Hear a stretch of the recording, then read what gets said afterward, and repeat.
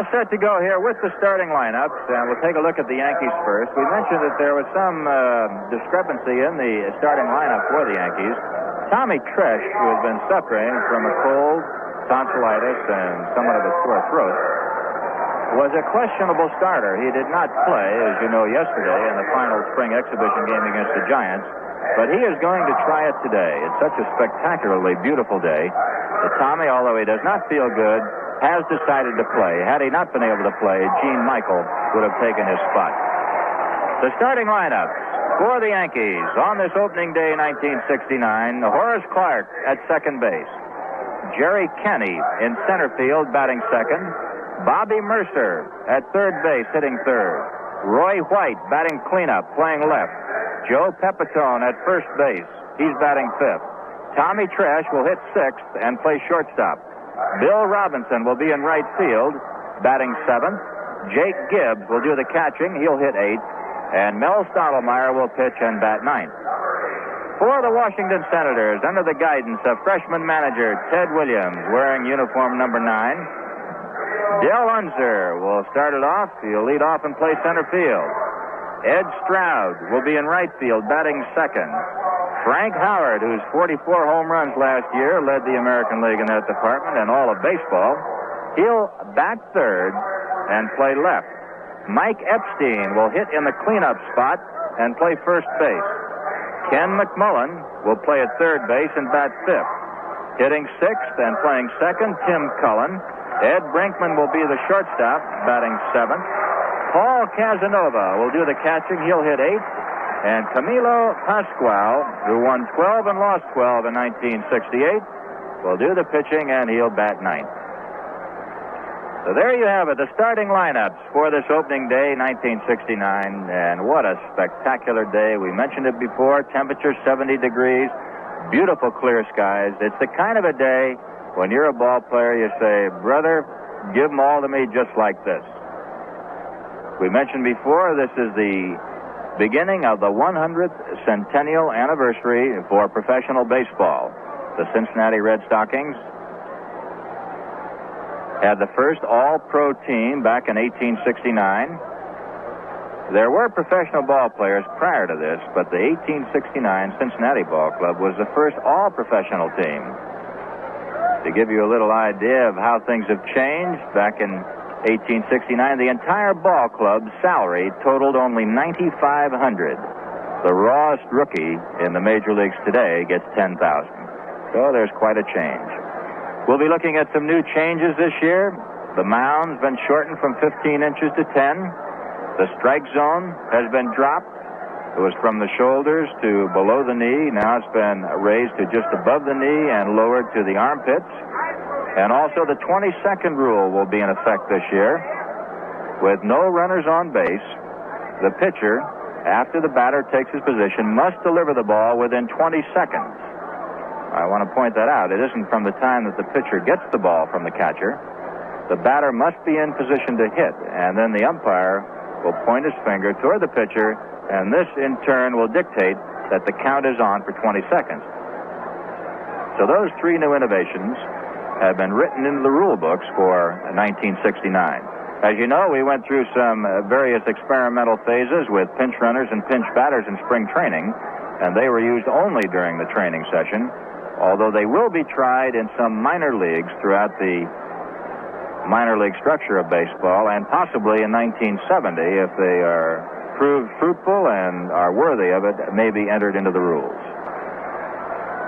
A week from tomorrow, incidentally, the Yankees open up at the stadium against these same Washington Senators, and that will give you your first opportunity to see Ted Williams in action as a manager.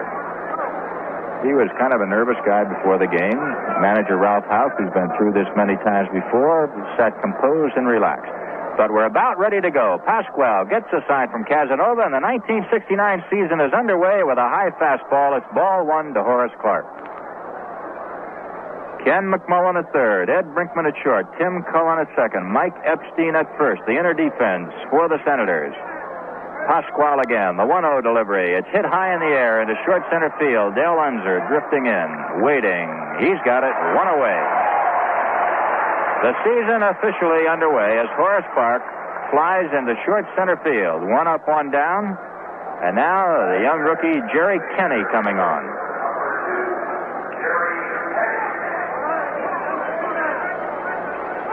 Kenney batting from the left side, as did Horace Clark.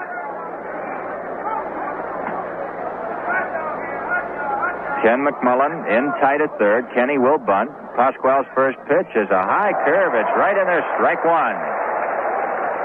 Camilo Pasquale, who holds the strikeout record for the Washington Senators, struck out 15 batters. That's the club record. That was when he was with the Senators before moving to Minnesota. The one-strike pitch to Kenney is a check swing foul just off to our right and kicks off near the TV booth. No balls and 2 strikes. Camilo Pasquale, beginning his 16th season in the big leagues. Might mention, too, that this ballpark, formerly known as D.C. Stadium, has been changed to Robert F. Kennedy Stadium. And it is packed, a full house. The 2-strike delivery by Pasquale is a curve that's in the dirt, scooped up nicely by Casanova. 1 ball and 2 strikes, 1 away. Ball game just getting underway. Yankees batting top of the first. Dick Hauser in his first official role during the season, coaching at third, and Elston Howard doing the same at first for the Yanks. The 1-2 pitch is a high curve over the head of Jerry Kenney. 2 balls and 2 strikes. Bobby Murcer waiting in the on-deck circle.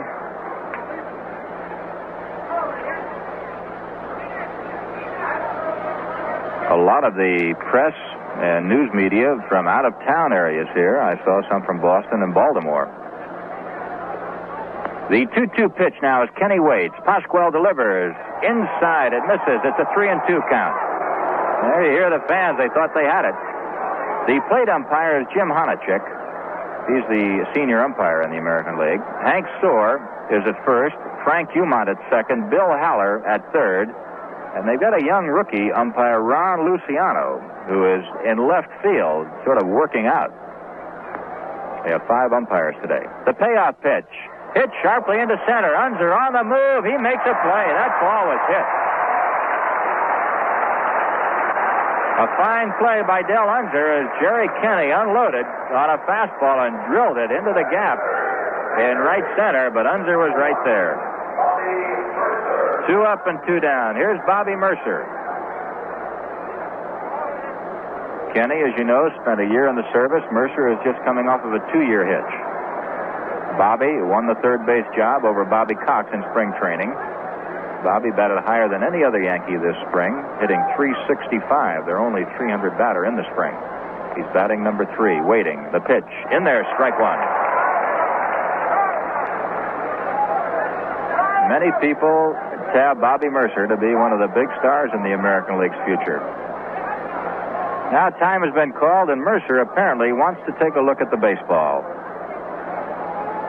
Plate umpire Jim Honachek gives it the once-over and says it's okay, and back it goes.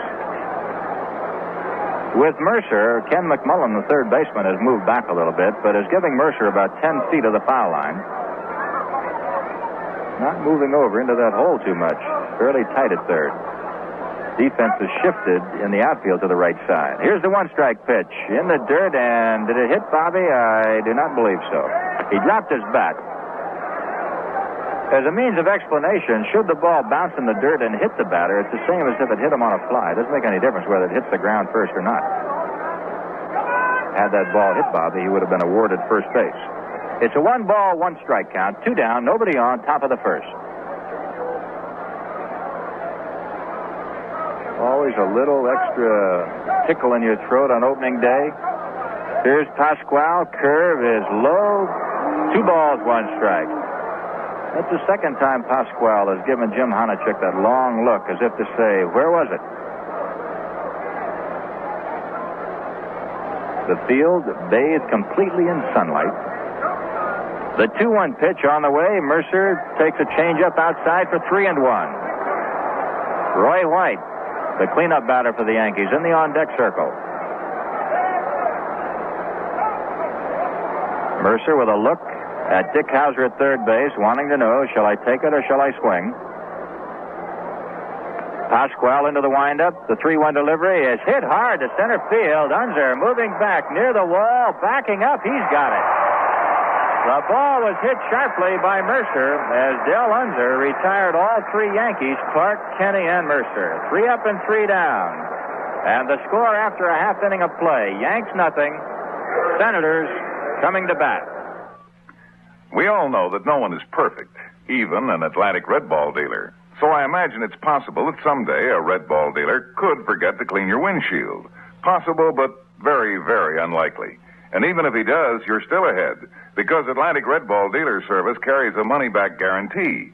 Anytime the dealer fails to clean your windshield, weather permitting, or doesn't offer to check the oil, he'll refund the cost of your gasoline. The offer may vary in some states, but Red Ball Dealer Service never varies. That's what makes it so great. Near to home or far away, whether the dealer is an old friend or a stranger, you just drive in at the Red Ball sign and relax. You know your car will be well taken care of because Atlantic Red Ball service is always the same for every customer, every time. It's so good, it's guaranteed.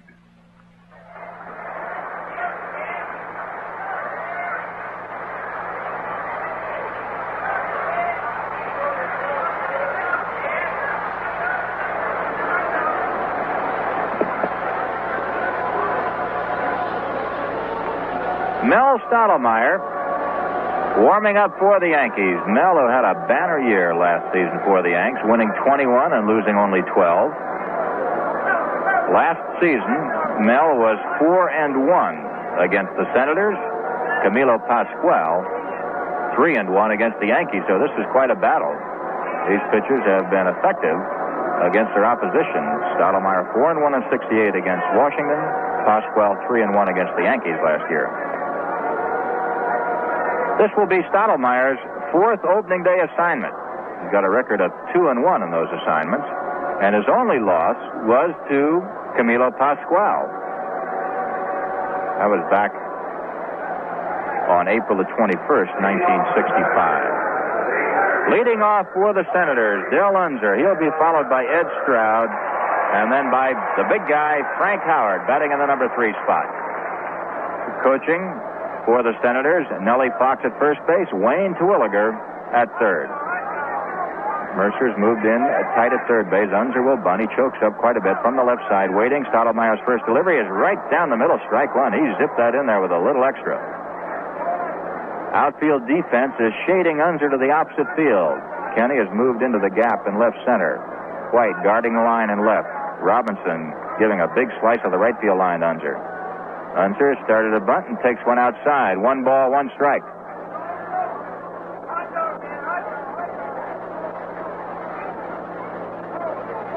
The field in perfect condition. You walked around it out there. It's absolutely perfect. The 1-1 pitch to Unser by Stottlemyre. Hit sharply up the middle. It's in there for a single. So the first batter for the Senators, Del Unser, lines a single sharply up the middle, and that is the first hit for the 1969 baseball season anywhere. The Giants and the Braves play in Atlanta tonight, and Cincinnati and the Dodgers are playing in Cincinnati.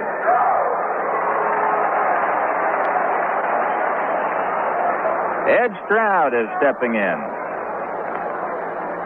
Unser at first. Stroud, a left-hand hitter, waiting as Stottlemyre sets, delivers, outside corner, strike one. Beautiful fastball, just ticked the corner.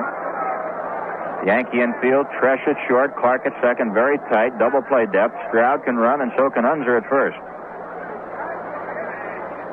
Stottlemyre coming into a set position. Mel ready. Kicks, delivers. There's a chopper over Stottlemyre's head. Clark up with it, has to go to first base, and getting by him down to second is Del Unser. Forrest Clark had to come in front of Unser, and the only play he had was at first base. Well, you hear the hand for the big guy. Frank Oliver Hondo Howard.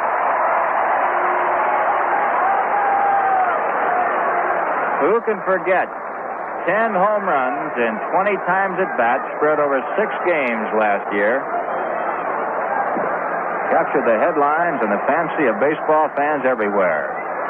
big guy held out a lot, and he is not in top shape at the moment.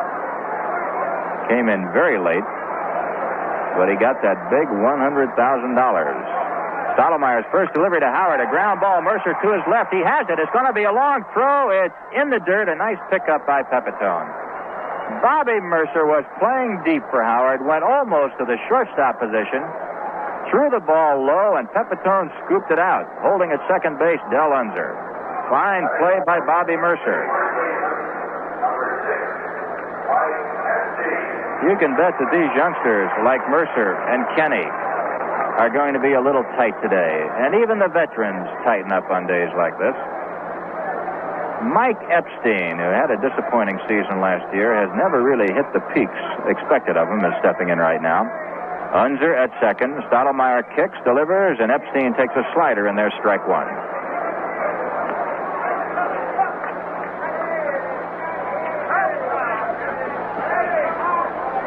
Epstein batted .234 last year, 13 home runs, and only 33 RBIs. Hits from the left side. He's waiting. Stottlemyre kicks again and delivers this one low. 1 ball and 1 strike. 2 outs, no score. We're in the last of the first inning. Del Unser, who has the only hit in the ball game, is on at second base. A leadoff single by Unser. He went to second on the ground out by Stroud and held when Frank Howard bounced out to Bobby Murcer.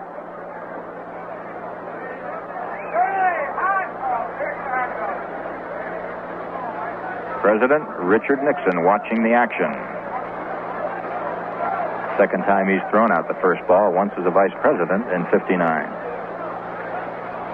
All right, Stottlemyre sets. The 1-1 delivery is outside Epstein. 2 balls and 1 strike.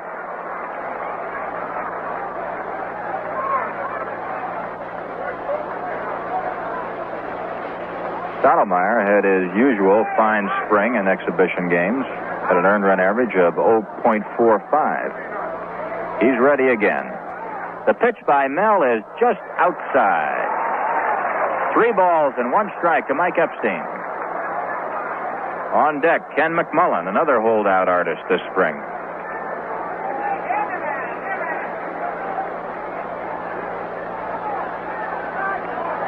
Stottlemyre once again, the 3-1 delivery to Epstein on the way, and Epstein takes a curve inside for ball 4. A base on balls to Mike Epstein. The Senators have runners at first and second with 2 down. The batter now, third baseman Ken McMullen. This ought to be a rather interesting year for baseball fans everywhere.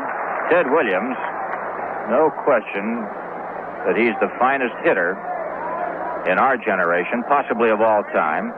And he's got a lot of young ball players with promise like McMullen, Epstein, Casanova, who are not hitting up to par. So it'll be interesting to see just exactly what he can do and how much he can do with these men.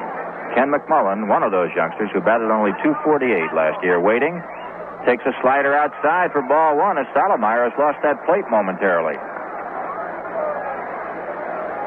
The Yankees will rely heavily on their fine pitching of Stottlemyre, Bonson, Peterson, Burback, Kekich, Talbot, right down the line.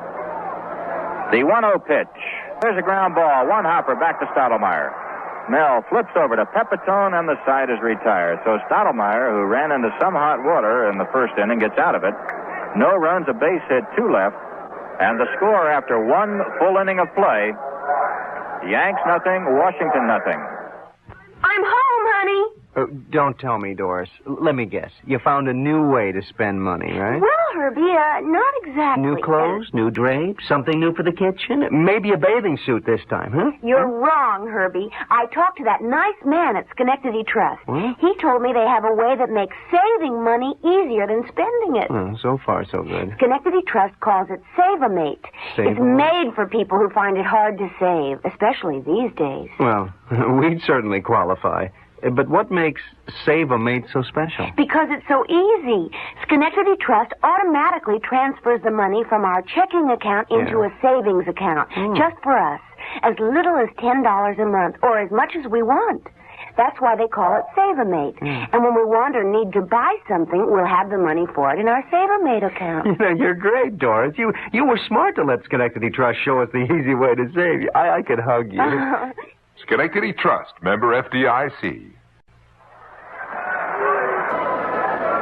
Well, there's quite a sign on the board out there as we get ready for the second inning, and it says, "Hello, Mickey Mantle, wherever you are." I don't know that Mickey's in the stands. We didn't see him around. But I'm sure that on today, of all days, Mickey will miss not being here as much as any other day this season. Camilo Pascual. He'll face Roy White, Joe Pepitone, and Tommy Tresh. Camilo Pascual, who's third on the all-time strikeout list for active pitchers. He's into the windup. Big curve over the head of Roy White for ball one. White, a switch hitter, batting from the left side. In fact, Clark, Kenney, Murcer, White, Pepitone, Tresh will all go up there from the left side. Swing and a miss by Roy White. 1 ball and 1 strike. Roy, as you recall, did not have the benefit of a complete spring training. It wasn't until March 20th that he was clear of his Army duty. Pascual, the 1-1 pitch. Fastball is high. 2 balls and 1 strike. Camilo Pascual is 20-26 lifetime against the Yankees. Pascual ready again. The 2-1 delivery. White waiting. Fouls it off on the right side. 2 balls, 2 strikes.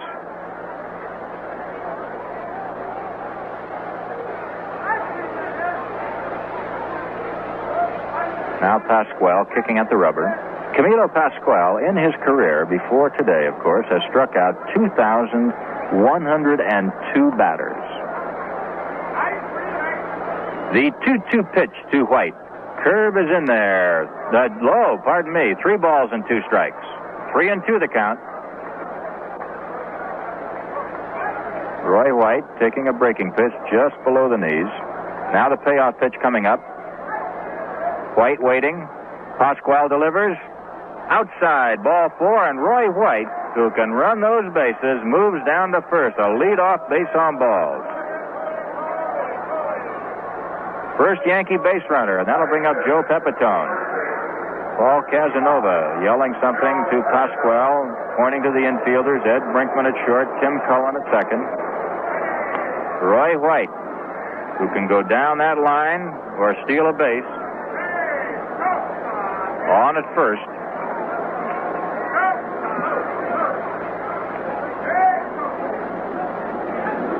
Pepitone stepping in. Nobody out. Outfield shifted to the right. Pepitone. Waiting. The pitch is on the ground foul past Ellie Howard down the right side. Last year, Roy White stole 20 bases. And he tied Horace Clark for the team lead in that department. Of course, it's Youth and Speed, 1969 edition of the New York Yankees. Pepitone, one of the veteran ball players. He's waiting as Pascual gets a sign from Casanova. There goes White. The pitch is taken. Casanova's throw is not in time, and White steals his first base. Ed Brinkman thought he had him, but Roy White gave a beautiful fadeaway slide to the inside of the bag. Not many men can do that. Usually they go the other way, and he beat the tag. So Roy White is on at second base. And while we're waiting for the dust to clear, let's pause for station identification. Bill Edwardson here, Monday through Friday at 7 in the morning and 1 in the afternoon. On WGY, Schenectady, New York.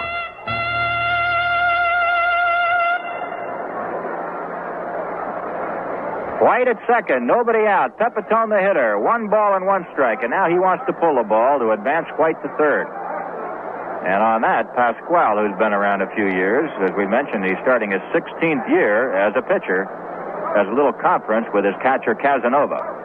He'd like to get Pepitone to hit to the left side so White would not be able to advance. Any ground ball to the right side to Cullen at second or Epstein at first will move White over to third with only one out. On the other hand, Pepitone might hit something where nobody's standing. There's a curve that's low and inside. 2 balls and 1 strike.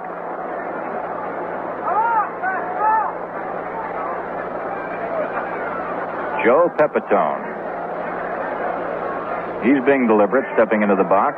Camilo Pascual taking plenty of time.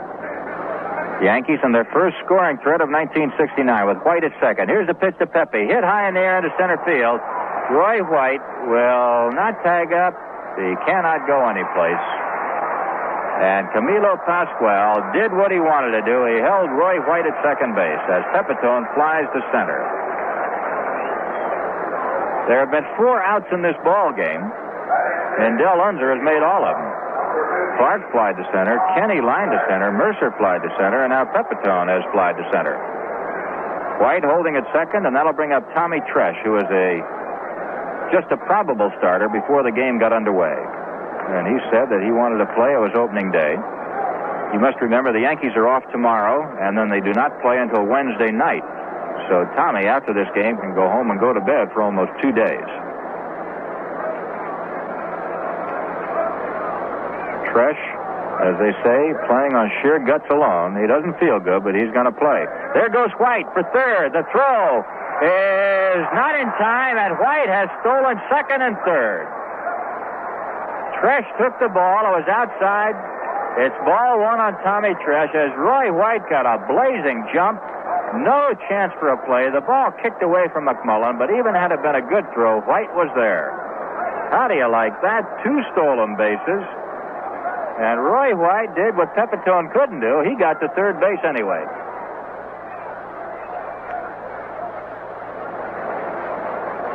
Tommy Tresh now with the infield in.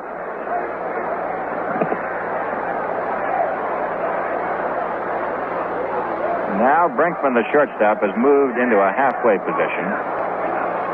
Cullen moves back a little bit. Pascual taking his windup, delivers, and the ball is sliced off into the Yankee dugout from the bat of Tommy Tresh. 1 ball and 1 strike. I see a man with a hat on and a business suit who brought a glove with him. He's standing right at the railing, ready to catch anything that comes his way. I gotta say, there's a baseball fan. We used to call him Baseball Nuts or Baseball Joes, but he brought his glove with him. People sitting here in their shirt sleeves, those that are in the sun. Beautiful day. Can't get over it. 70 degrees. The 1-1 pitch as Tresh waits. Here it comes. Sharply hit for a base hit, and the Yankees lead 1-0 as White comes across. Tommy Tresh lined a sharp single between Epstein and Cullen into right field. And the Yankees take the lead 1-0. So Tommy Tresh off to a good start in his first at-bat. And isn't it always the way? Tommy feels miserable. And yet he walks up there and stroked a curveball solidly into right field. And the Yankees lead 1-0. Bill Robinson stepping in. Tresh at first. 1 away. Top of the second, Yankees leading 1-0. Camilo Pascual getting the sign from Paul Casanova. Throws to first. Tresh back in plenty of time. Senators, their dugout on the right side. Yankees on the left side. There's a high, tight fastball that misses to Robinson. Ball 1. Describe that a little more accurately. The Yankees on the third base side, the Senators on the first base side.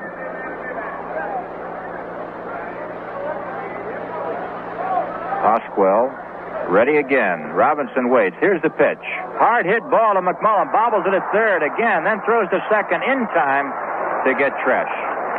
Ken McMullen bobbled the ball twice, but he did manage to pick it up in time to get Tommy Tresh at second base. The ball was hit so sharply that McMullen had a chance to kick it around a while and still get Tommy. Robinson holds at first base on the force, and that'll bring up Jake Gibbs with 2 outs.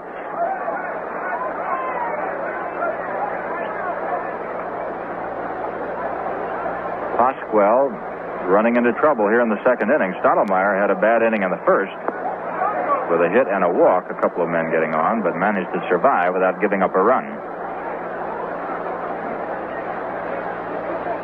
Bill Robinson, another one of the young, speedy Yankees, on at first. The pitch to Gibbs is right in there, strike one.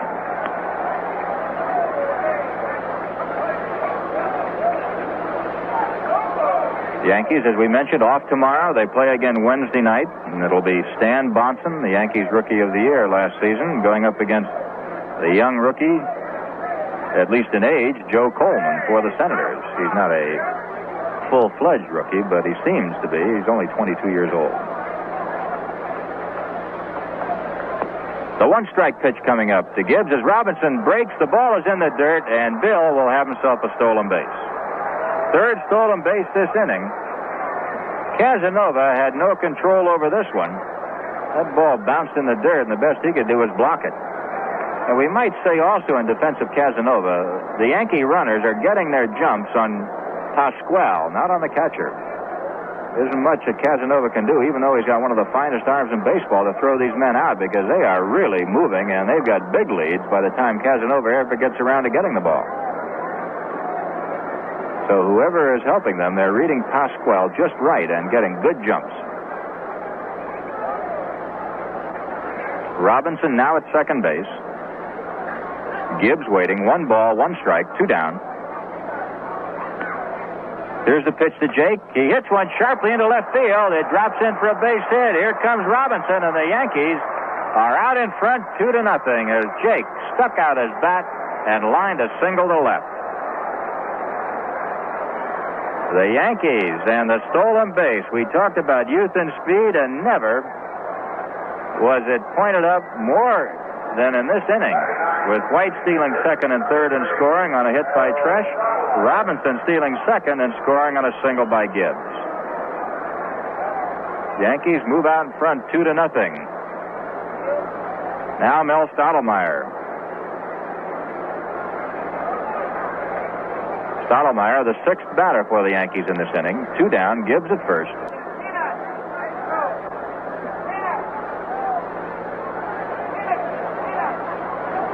Defense straight away for Stottlemyre. Not too deep either in the infield or the outfield. Mel drills one hard to left. Frank Howard backing up, one-handed, and that ball was really hit. Stottlemyre never hit a ball any harder, but the big guy backed up and one-handed it to take a possible extra base hit away from Mel. For the Yankees, 2 runs on 2 base hits, 1 man left. 3 stolen bases in that inning for the Yankees. And the score after an inning and a half, it's the Yankees 2 and the Senators nothing.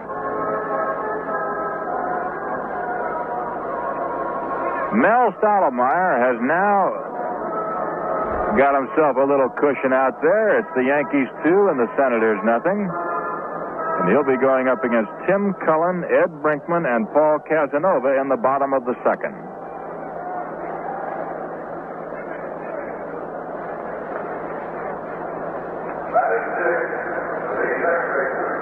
Tim Cullen, good defensive second baseman, has never been too much in the hitting department.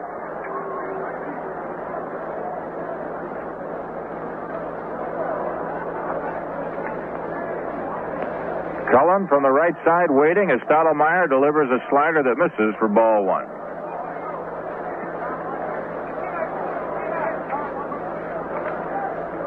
Cullen wearing uniform number 1.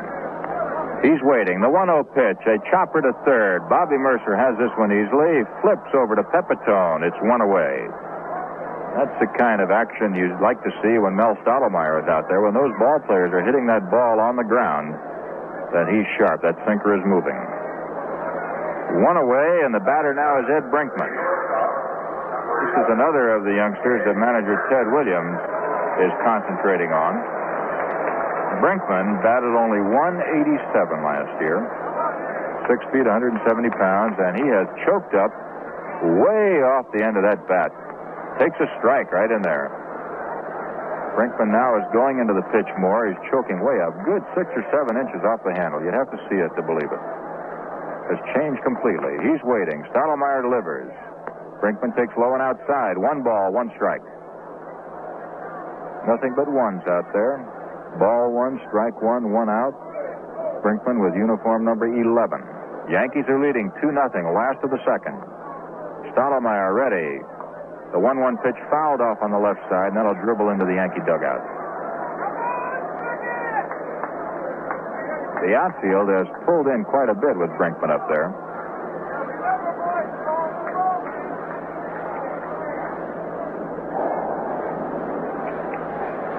Brinkman came to the Senators way back in 1962.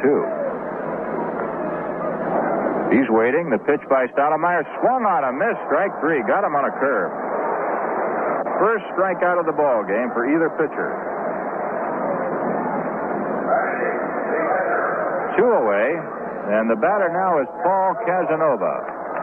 And here is another of Ted Williams' youngsters that he'd like to convert into a better hitter. Last year, Casanova batted only .196. Spent part of the year at Buffalo. Paul had some problems with the front office, and that there was a temperament thing going, sort of a personality clash. Fine defensive catcher. Waiting, takes a strike right in there. No balls, 1 strike, 2 outs, nobody on. Casanova batting in the number 8 spot. Casanova, slightly closed stance from the right side, waiting. Stottlemyre delivers. A 1-hopper, and Mel has it. He flips over to Pepitone, and Mel gets out of it easily. 3 up and 3 down. The score after 2 full innings of play, the Yankees 2 runs on 2 hits, Senators no runs and 1 hit.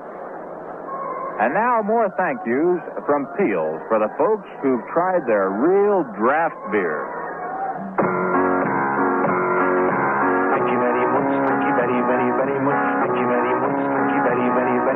Robert Rappaport of Rockville Center says, I think Peel's Real Draft Beer is one of the finest beers that I've ever had. It's terrific. Thank you very, very, very much. Steve Stillman of Staten Island says, I just wanted to say that Peel's Real Draft Beer is very, very good. And I want to thank you for putting it out.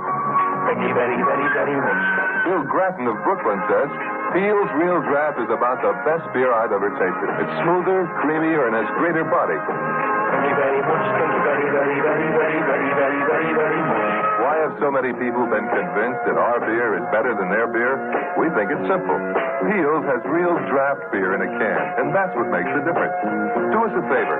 Try Peel's Real Draft. And when you're convinced, let us know. So we can say to you,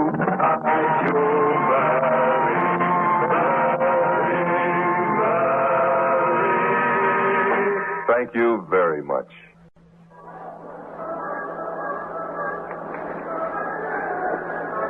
Camilo Pascual will go up against the Yankees in the top of the 3rd inning, and he'll be going up against the top of the batting order, Horace Clarke, Jerry Kenney, and Bobby Murcer, all 3 of whom in the 1st inning flied out to the center fielder, Del Unser.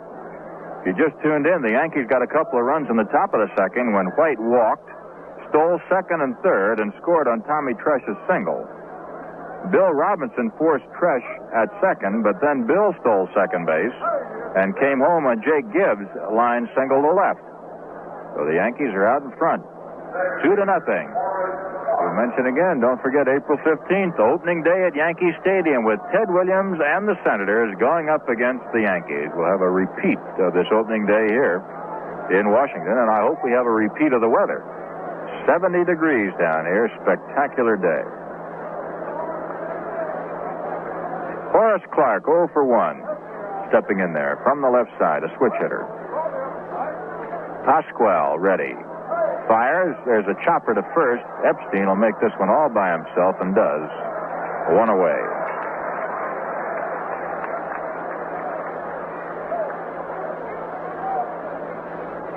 Now Jerry Kenney is taking his time as he walks up there, giving Stottlemyre a little rest.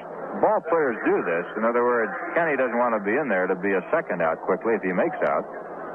You hardly give your pitcher a chance to get his breath. This way, by taking just a little time, then you give Mel Stottlemyre a little more time to breathe.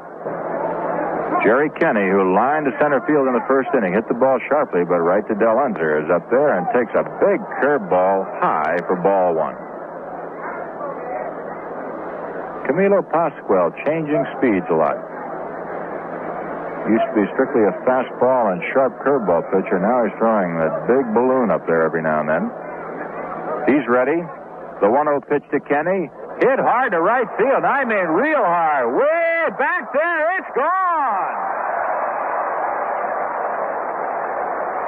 Jerry Kenney comes up with a first Yankee home run of 1969, and he hit that. Woo-wee. The Yankees out in front by 3.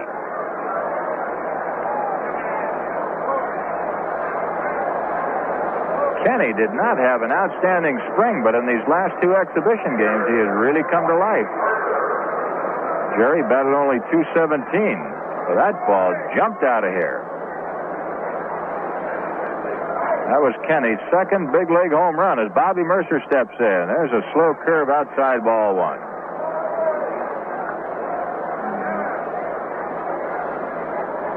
And you can hear the fans buzzing on that. That ball shot out of here. No wind to help it. It just boomed out. The 1-0 pitch to Murcer. Murcer hits a high fly to right field. This could go if it's fair. It's way back there, and it is a home run. Bobby Murcer into the upper deck.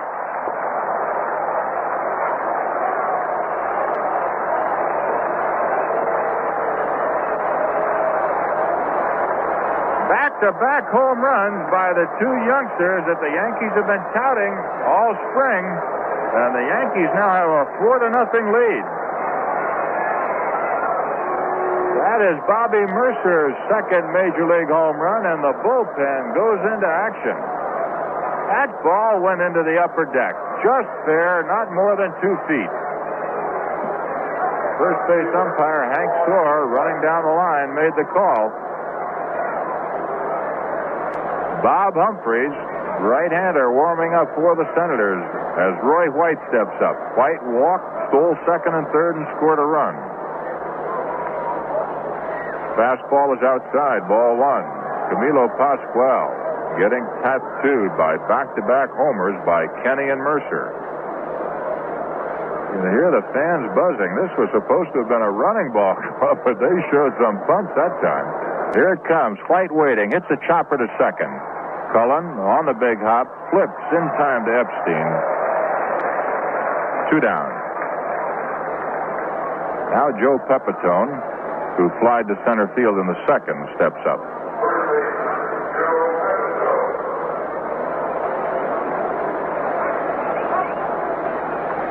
Kenney, Murcer, Tresh, and Gibbs have all driven in runs. Kenney and Murcer with back-to-back homers.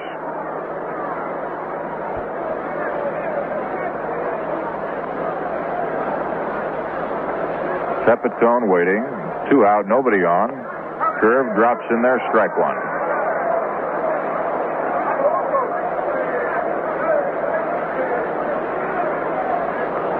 They're looking for big things here in the nation's capital from the new Senators. The 1-strike pitch. Curveball hit sharply in the gap in right center. Unser after it, can't get it.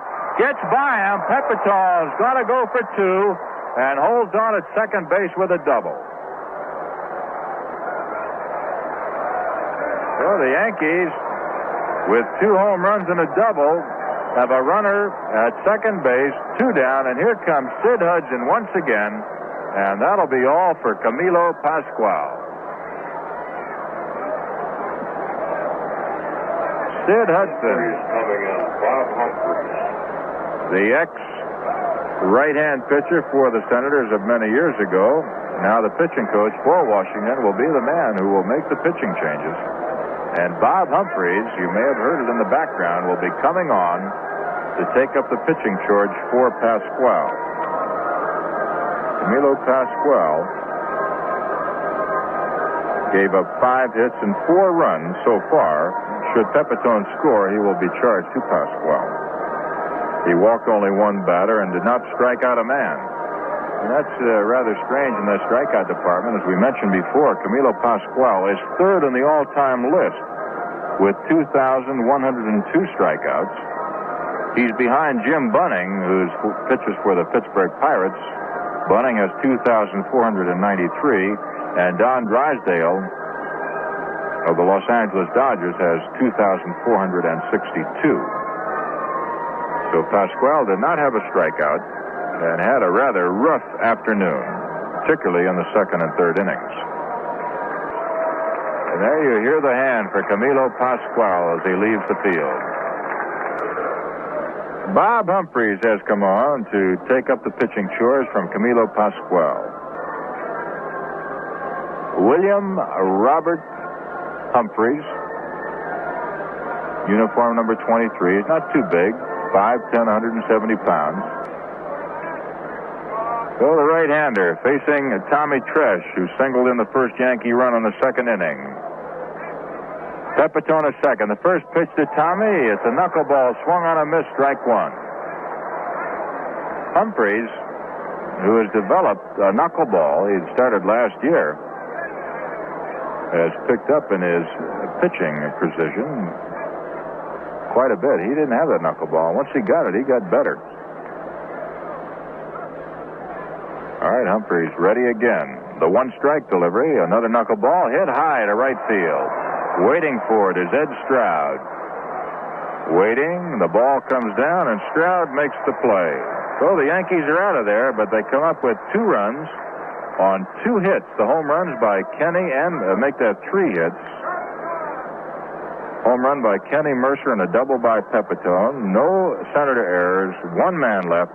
The score after 2.5, it's the Yankees 4 and Washington nothing. And now 4 little words from Peels, the draft beer people. Thank you very much. Thank you very much. Thank you very, very, very much. Thank you very much. Thank you very, very, very much. To the friends of Peel's Real Draft Beer in Westfield, Massachusetts, Elmira, New York, Rutland, Vermont, and Teaneck, New Jersey, we say... Thank you very, very, very much. To all the Peel's fans in Stroudsburg, Pennsylvania, Horseheads, New York, Matawan, New Jersey, Homer, New York, and Burlington, Vermont, we say... Thank you very, very, very much. To our many admirers in New Haven, Connecticut, King of Prussia, Pennsylvania, Framingham, Massachusetts, and Asbury Park, New Jersey, we say... Thank you very much. Thank you very, very, very, very, very, very, very, very much. In hundreds of towns, thousands of people are finding that our beer is better than their beer. Why? We think it's simple. Peel's has real draft beer in a can, and that's what makes the difference. To all of you who've switched to Peel's, whoever you are, wherever you are, we say... Thank you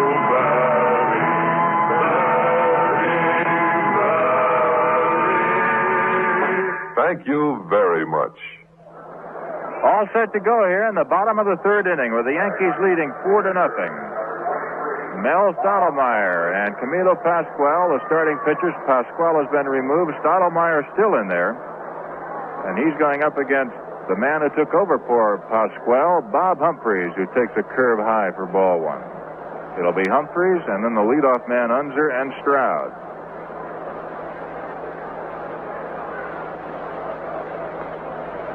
Humphreys waiting as Stottlemyre fires in there. 1 ball, 1 strike.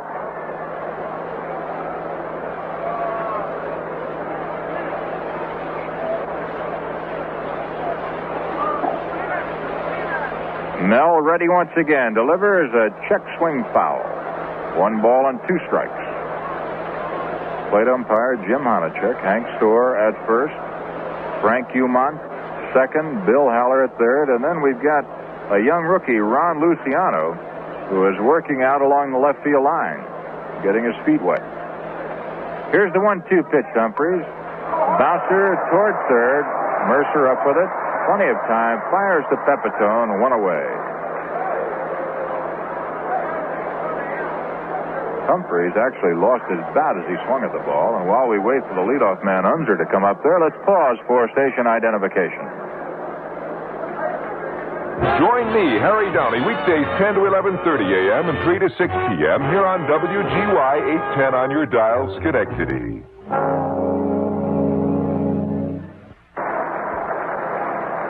Del Unser, who got the first base hit of the season, a sharp single to center field in the bottom of the first, is stepping up against Stottlemyre. Takes one right in there for strike 1. Yanks leading 4-0.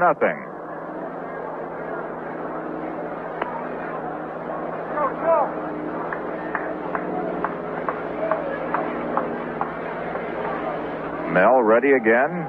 Fouled at the plate by Unser. No balls and 2 strikes.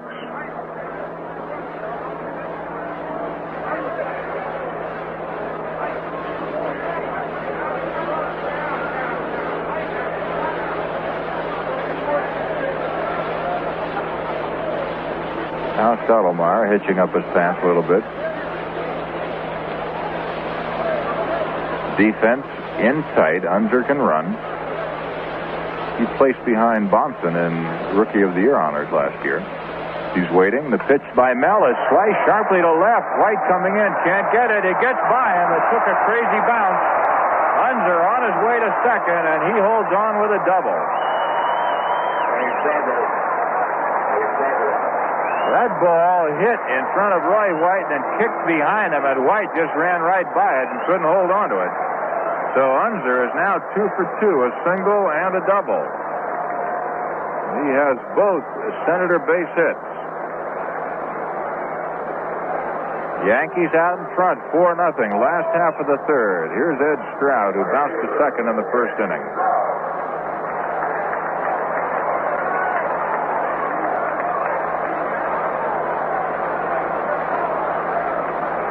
Stroud, left-hand hitter. He had one day against the Yankees last season where he had 2 triples and 2 doubles.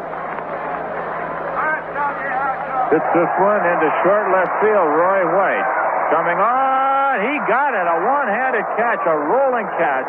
As White actually lost the ball momentarily, went back a few steps, and then had to recover, and he did with a diving, rolling catch, and gets a fine hand from the fans. Oh, boy.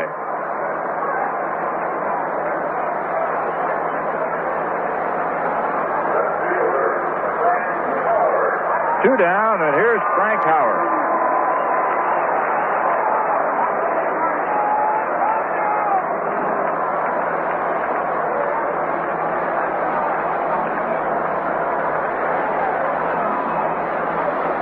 Howard, that big 6'7" giant, 260 pounds, waiting. High fly, right field. Bill Robinson drifting in. Glasses down. Fighting the sun, but he's got it. So Stottlemyre gets out of it. No runs on a hit and 1 left. And the score after 3 full innings of play, it's the Yankees 4 runs on 5 hits, the Senators no runs on 2 hits.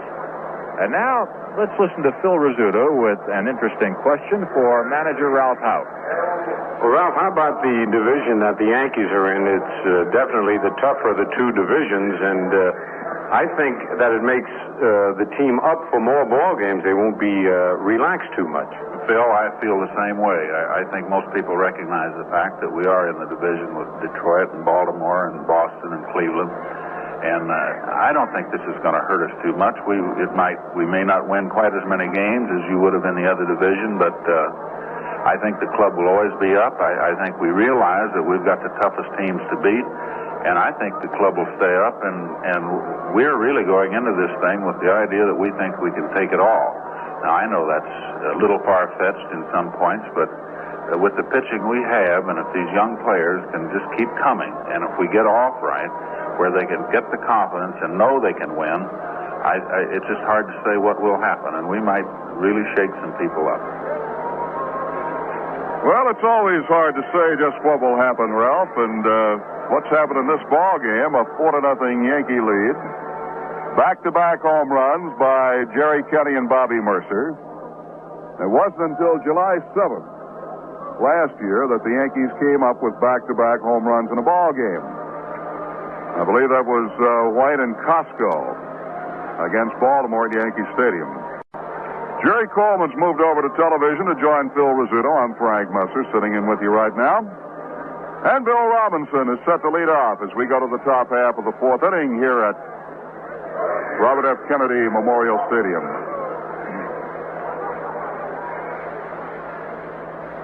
Robbie reached on a fielder's choice his first time up.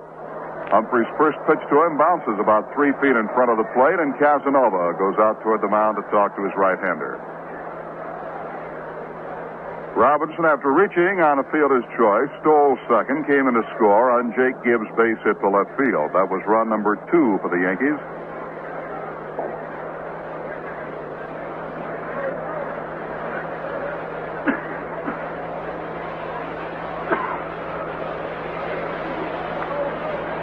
Next pitch to Robinson. Over but low. Bounces away from Casanova. 2 balls and no strikes now to Bill.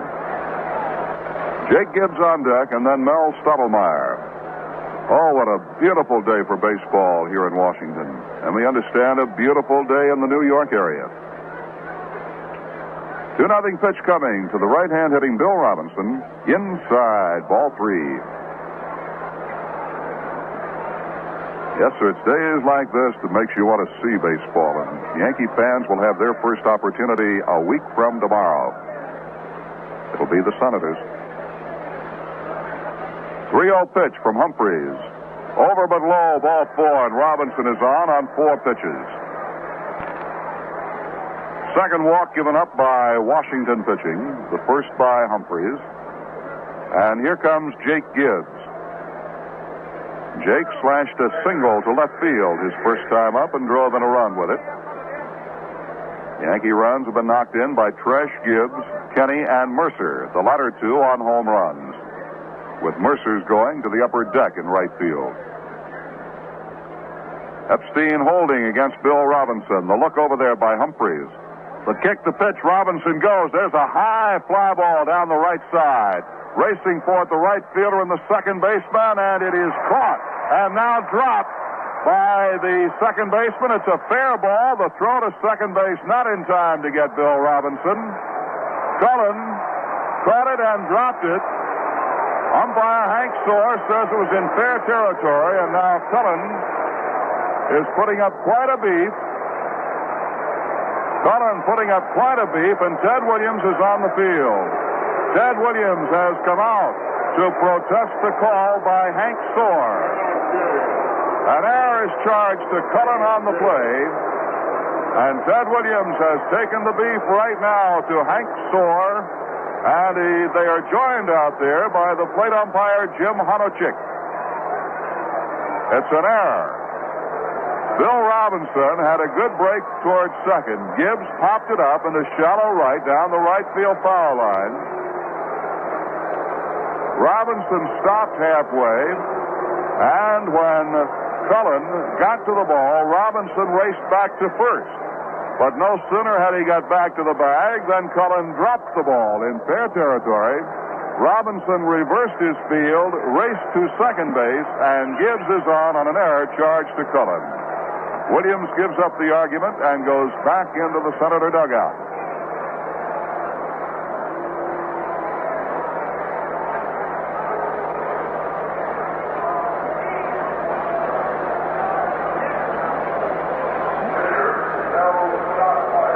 First error of the 1969 baseball season. It's charged to Tim Cullen, the second baseman. Here is Stottlemyre lined out to Frank Howard in left field. He's up there to bunt, takes the bat away, and it's a foul ball as it bounces off the end of the bat and rolls to the right side.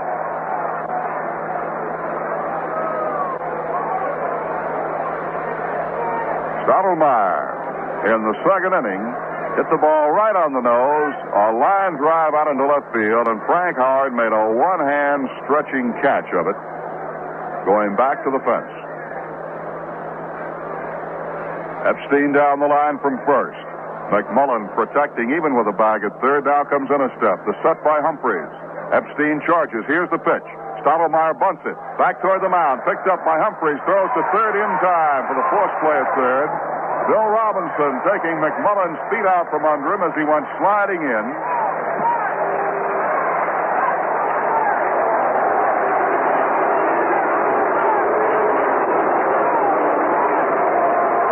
So Robinson is out on the force play at third. Humphreys to McMullen. And Robinson went sliding into McMullen and upended him. They exchanged a couple of words. Gibbs goes to second. Stottlemyre at first on a fielder's choice. And Horace Clark the batter with one away. Clark has flied to center and grounded out to Epstein unassisted at first base. Batting left-handed against the right-hander Humphreys. The set, and here's the pitch to Clark. He takes the first one. It's a ball outside. Clark likes to swing at that first pitch. Well, this one, obviously away from him, and he let it go. Gibbs away from second. Stottlemyre leads at first. Humphreys, high stretch. Goes behind his neck on the stretch. Kicks and deals. Clark swings and lines one up the middle into center field, base hit. Gibbs will try to score on it. Here comes Unser's throw to the plate. Here comes Gibbs. He slides. He's safe as the ball is knocked out of Casanova's grip. And on the play at the plate, Stottlemyre raced down to third, and Clark goes to second. They had a play on Jake Gibbs as Unser fired the ball into the plate from center field. Gibbs banged into Casanova, knocked the ball loose, and the Yankees lead 5-0. It is a single and a run batted in for Horace Clark. He goes to second base on the throw home.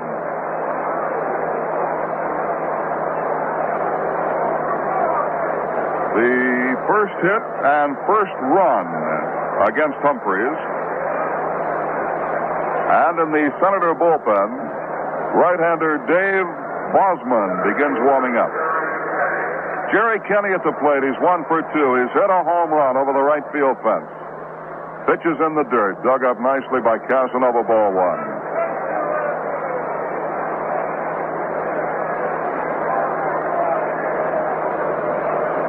Credit Clark with a single and a run batted in. He moved to second on the throw home. The windup in the pitch, low and inside. 2 balls and no strikes as the Senators now have the infield in close.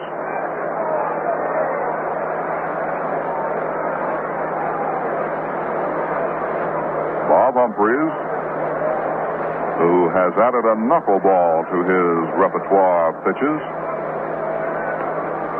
takes the sign with both feet on the slab. Double pumps, kicks and throws. Fastball is popped up on the left side. Foul territory. McMullen after it. Over toward the dugout. He has room and he makes the catch. So there is out number 2.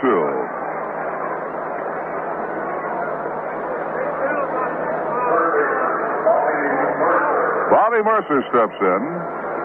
Murcer's hit the ball well twice this afternoon. He hit a long fly ball to Unser in center field to end the first inning. And then he put one where it couldn't be caught on the third in the upper deck here at Kennedy Memorial Stadium. So Murcer is 1 for 2. Chance to knock in a couple right now with a base hit. Full windup by Humphreys. The pitch to him. Knuckleball is inside. Handled nicely by Casanova. Out in right field, Ed Stroud is backed off deep against Murcer. The center fielder Unser shades a bit toward the alley. Howard gives up the foul line and left.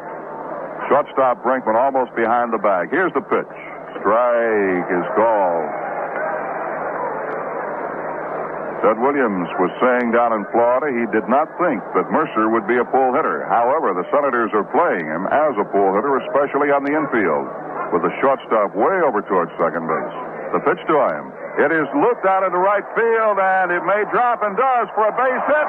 Gets by Stroud. Murcer around second. 2 runs have scored. Murcer on his way to third. And he pulls in standing at third. The Yankees lead 7-0. Signal, 2 runs batted in, error 9. A single is credited. 2 runs batted in, and an error will be charged to Stroud, letting the ball get by him and allowing Murcer to go to third. So Bobby Murcer gets his second hit of the afternoon, and his second and third runs batted in. That may be all for Humphreys. Sid Hudson, the Senators pitching coach, is on his way to the mound.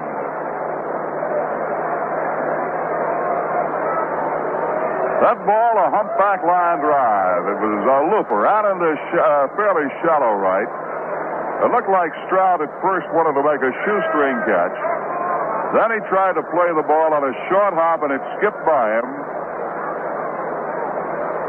And that is not unusual this early in the season. Ballparks have, for the most part, been resodded. And those balls will take some tricky hops in the outfield. Earlier in this game, we saw 2 balls in the outfield take real strange bounces to get by the fielders. That will be all for Humphreys. Dave Bosman will be coming on to pitch now for the Senators. So Humphreys is credited with one full inning. He came on to retire Tresh for the final out in the top of the third. He has retired two men here in the fourth. Could have had the side were it not for the error by Cullen on Gibbs' fly ball down the right field line. The runs off Humphreys are unearned, all unearned. The 3 runs given up by Humphreys are unearned. And, of course, should Murcer score, it would be an unearned run, too. Humphreys has allowed 3 runs, 2 hits. He walked one, and he struck out nobody.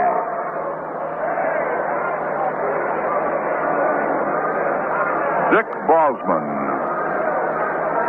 now coming on to pitch for the Senators.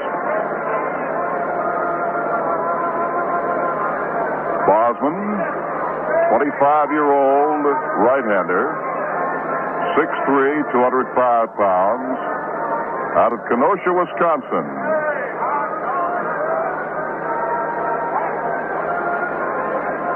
As I recall Bosman, he had a good second half of 1967 with the Senators, or a good late season with the Senators. He won 3 and lost 1 that year. Was with the club all 1968, but he only won 2 and he lost 9.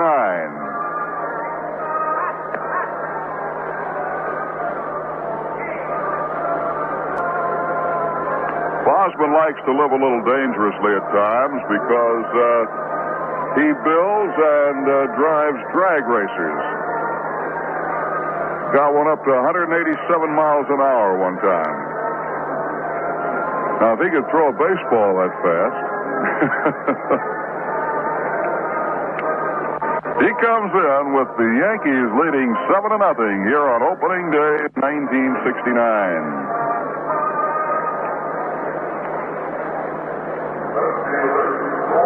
This going generation Yankee team giving it the go this afternoon. They've had 3 stolen bases. They've been taking the extra base.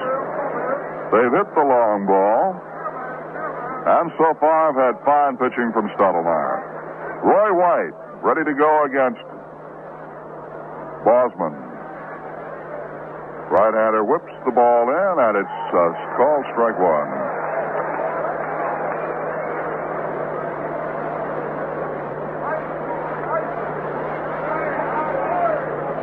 If you're just joining us, Bosman the third, Senator Hurler. Pasquale started, then Humphreys. Looked at third base. Full windup by the Husky right-hander. The pitch, breaking pitch is low. Dug up nicely by Casanova. 1 ball and 1 strike to Roy White. Roy walked in the second inning, stole second, then stole third, and scored the first run of the game.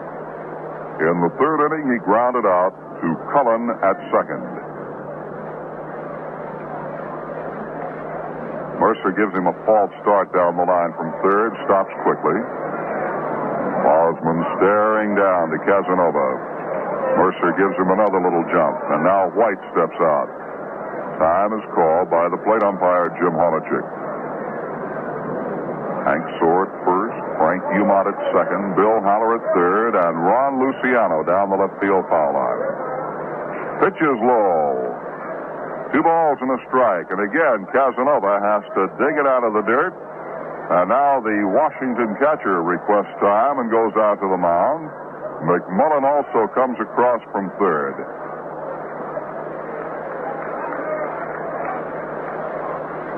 A new look to this Yankee team this year. A bright new look. Some young faces. Young bodies. But this afternoon, anyway, performing like veterans. Jerry Kenney and Bobby Murcer. After returning from the service, provided a spark in this one, certainly, with back-to-back homers in the third. Roy White led the Yankees in just about every category last year, waiting for the pitch. He fouls it back off the shin guards of Casanova. 2 balls and 2 strikes on Roy White. Joe Pepitone is on deck.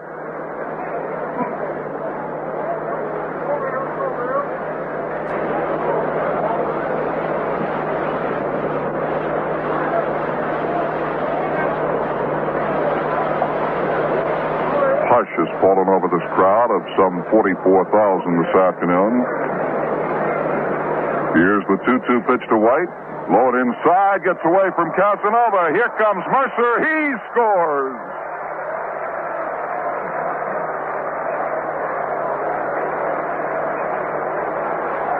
Low inside pitch got away from Casanova, and Bobby Murcer raced home to make it 8-0. We'll wait for the scorer's ruling on it. A wild pitch is charged.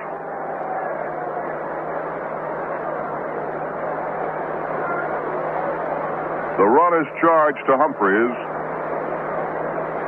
It is unearned. It's an 8-0 ball game. The windup 3-2 to White. High fly ball. Shallow right field. The second baseman Cullen is back under it. Shading his eyes. Makes the catch. And the side is retired. But the Yankees have scored 4 runs in the 4th inning on 2 base hits, 2 Washington errors, and nobody left on base. At the end of 3.5, it's the Yankees 8 and the Senators nothing. And now listen for your name as Peels thanks some more fans of their real draft beer. Thank you very much. Thank you very, very, very much. Thank you very much. Thank you very, very, very much. Edward Schumann of Plainview, Long Island says, I've never enjoyed a beer as much as Peels. This is the finest beer any man could buy. Thank you very, very, very much. Barry Broth of Brooklyn says, I agree with the other people in your commercials. Peels Real Draft is the greatest. It tastes like it came out of a keg. Thank you very, very, very much. Rose Calvert of Manhattan says, I enjoy Peels Real Draft better than any beer I've ever tasted. It seems to have real body. I enjoy it. Thank you very much. Thank you very, very, very, very, very, very, very, very much. In hundreds of towns, thousands of people are finding that our beer is better than their beer. Why? We think it's simple. Peels has real draft beer in a can, and that's what makes the difference. To all of you who've switched to Peels, whoever you are, wherever you are, we say...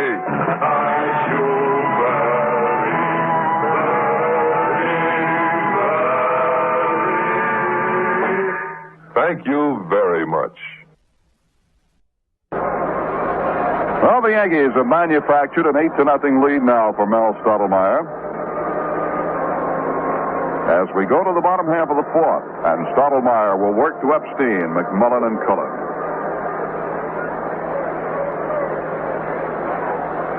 President Nixon still in attendance. Seated between the owner of the Senators, Mr. Bob Short. Here's the pitch now to Epstein, just outside. Mr. Nixon seated between Mr. Short and Bud Wilkinson, former football coach at Oklahoma. 1-0 pitch. Epstein hits a high fly ball, straightaway center. Back goes Kenney. Circles to his right. He's under it. Glove up. He's got it.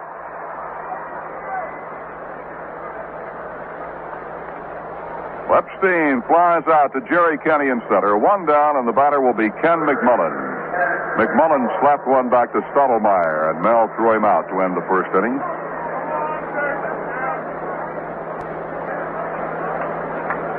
Young man owned by the Yankees led all of baseball in homers last year. Tony Solita with 51, including the playoff games. Well, now nobody on. Yankees leading 8-0. Stottlemyre has a 2-hitter going. The pitch. Bouncing ball hit toward Clark. Second baseman scoops it up, fires on to Pepitone in plenty of time to get McMullen 2 away.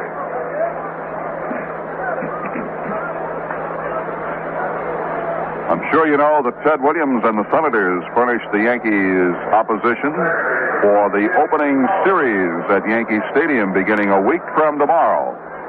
Senators in the afternoons of Tuesday, Wednesday, and Thursday of next week. And they'll be followed by the world champion Detroit Tigers on Saturday and Sunday. Here's the second baseman, Tim Cullen. And the first pitch is in there for a called strike. Stottlemyre with an 8-0 lead, getting that first pitch right over, getting a jump on these hitters.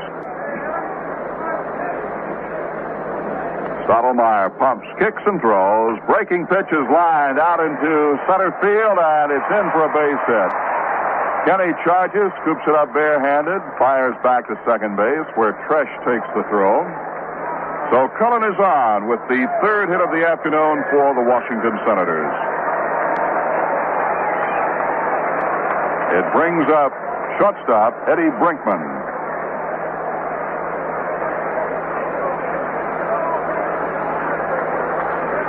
Pete Rose and Bobby Tolan homered for Cincinnati in the first inning, and the Reds lead the Dodgers 2-0 at the end of one. Drysdale against Gary Nolan.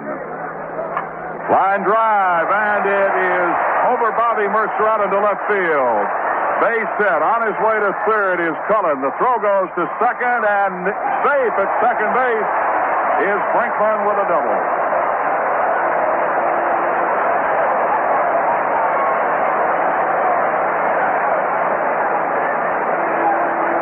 Roy White fielded that ball and left, whipped it to second, and Brinkman was safe by an eyelash as Horace Clark applied the tag, but just not in time.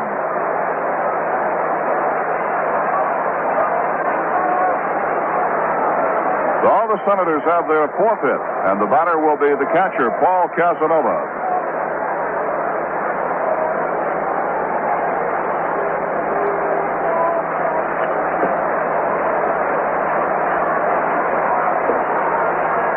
Activity starts in the Washington bullpen. Right-hander Casey Cox.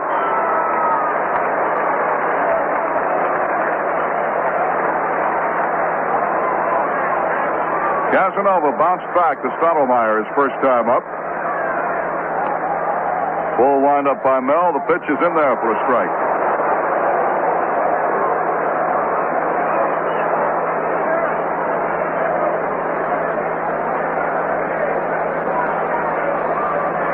Third time in the game, the Senators have had a runner or runners in scoring position.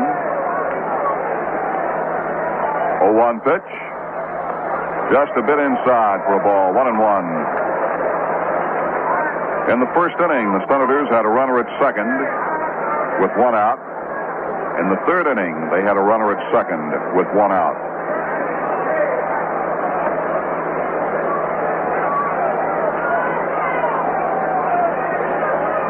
Stottlemyre takes the sign from Gibbs, looks over to third base, sees Cullen. Brinkman at second. The pitch popped up foul behind the plate. It'll be out of play.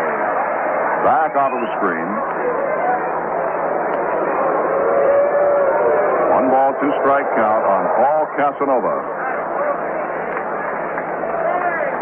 Casanova was the All-Star catcher a couple of years ago.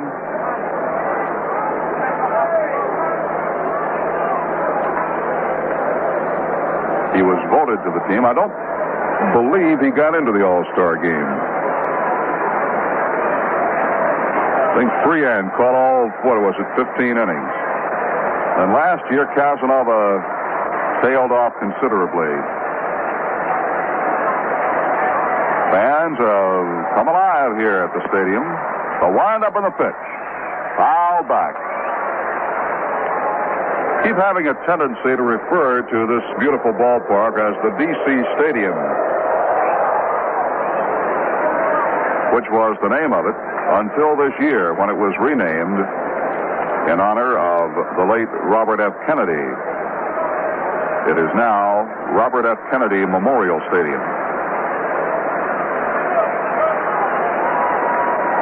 A ball and 2 strikes on Paul Casanova. Stottlemyre, full windup. The kick, here's the pitch. Ground ball to third. Murcer has it. Fires on to first in time, and the side is retired. Mercer throws out Casanova, and for the Senators, no runs, a pair of hits. There were no Yankee errors, and the runners are left. At the end of 4, Yankees 8, Senators nothing. Bill Edwardson here, Monday through Friday at 7 in the morning and 1 in the afternoon on WGY, Schenectady, New York.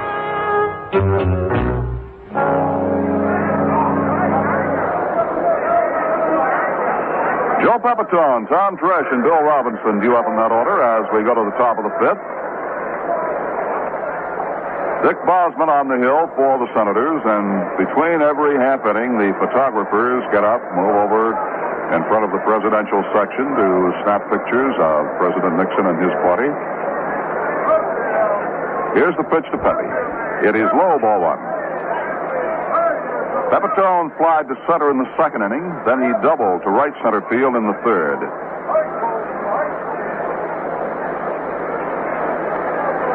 He's facing Bosman for the first time. Right-hander kicks and fires. Pepitone pops it up in a shallow center. Coming hard is Unser. He's under it now. And he's got it. Unser had a pretty long run for that when he was playing Pepitone deep. But he got to it. So there's one out, and Tom Tresh the batter.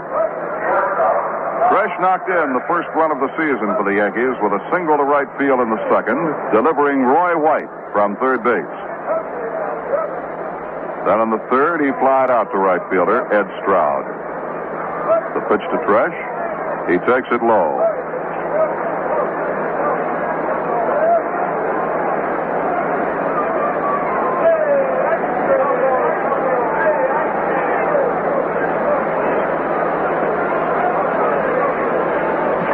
Foul ball bounced back behind the plate. Evens the count, a ball and a strike. Tresh was a doubtful starter up until game time today because he has been suffering from a rather heavy cold and sore throat. Had he not been able to play, of course, Gene Michael would have filled in as short. But he informed manager Houck he was able. He takes low, 2 balls, 1 strike. Yankees have backup protection at every infield position. Michael backs up Tresh at short. Bobby Cox, the backup man for Murcer at third. Nate Oliver will back up Clark at second, and Len Bamer will back up Pepitone at first. 2-1 pitch coming. Tresh fouls it away to the seats on the third base side.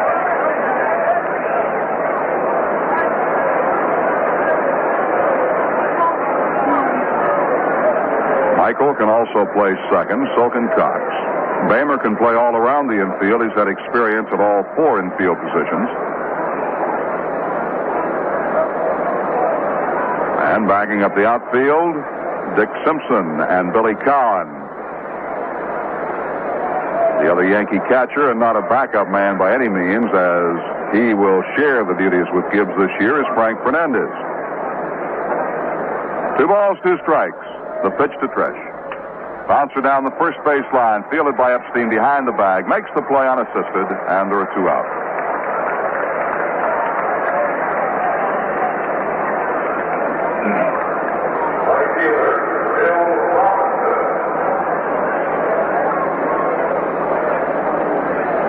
You'd have to say the Yankees have a strong bench this year.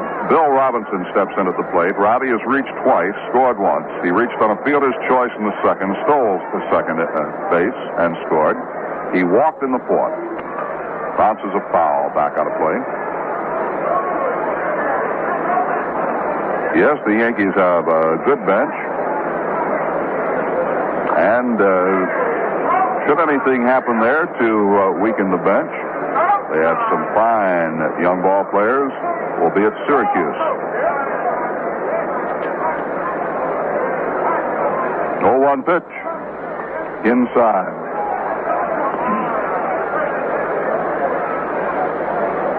One ball, 1 strike. Think of outfielders. You have to think of Tommy Chopay. Had a very good spring. Young catcher, Thurman Munson. Tony Solita. Frank Baker, the shortstop. Pitch is high to Robinson. 2 balls and a strike.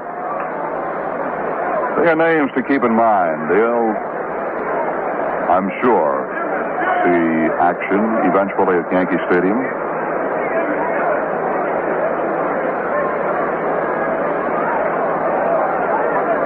Ball quite impressive this spring. 2-1 pitch. It is a bit low. Ball 3. Hey, another young man that I think is going to be a good one is that Ronnie Bloomberg. He gets a little more experience. Jim Lytle, another fine young outfielder. You think about some of the youngsters in the organization. 3-1 pitch to Robinson. Golf foul past Hauser at third.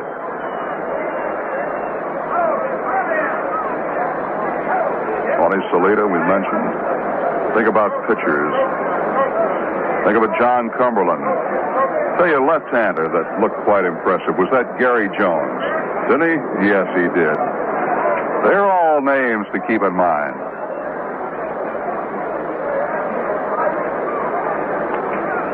Mickey Scott, another one. All right, 3-2 pitch to Robinson. Swing and a miss, strike three.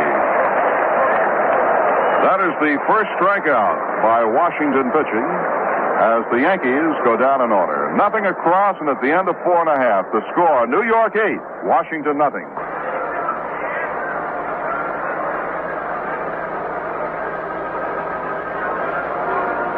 We go to the bottom half of the fifth inning. Pitcher Dick Bosman due to lead off, and he will bat. There is no activity in the Senator bullpen. There has been no reason for activity at all in the Yankee bullpen with Stottlemyre in control through the first four. Bosman is a right-hand hitter. He'll be followed by Murcer and then Stroud.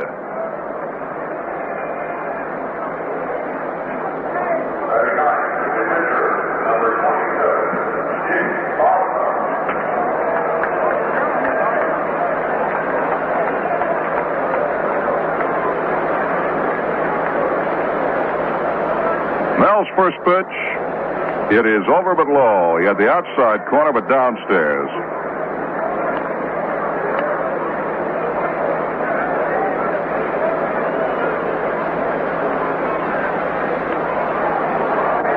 Next pitch misses, ball two.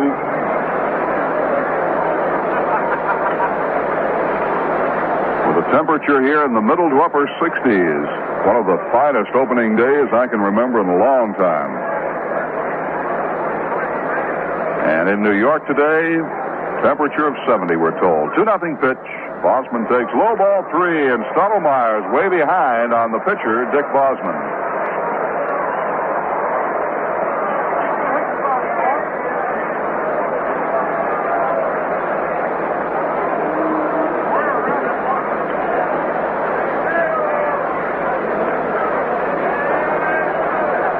There's a strike. 3-1. Yankees have scored their 8 runs on 7 hits, helped along by a couple of Senator errors. Stottlemyre has allowed 4 hits, 2 singles and 2 doubles. He winds and he deals, and he's got a strike 2. Full count, 3-2 on Bosman. Del Unser is on deck.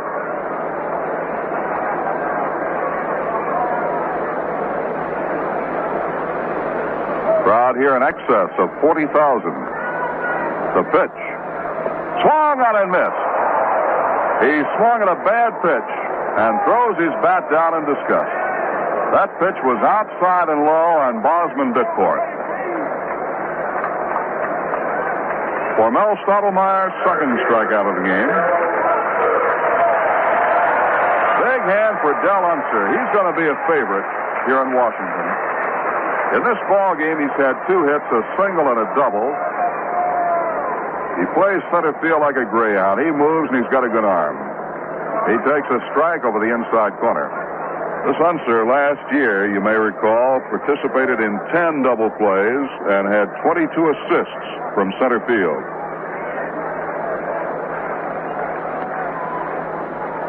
He lines this one. He's got his third hit to left field.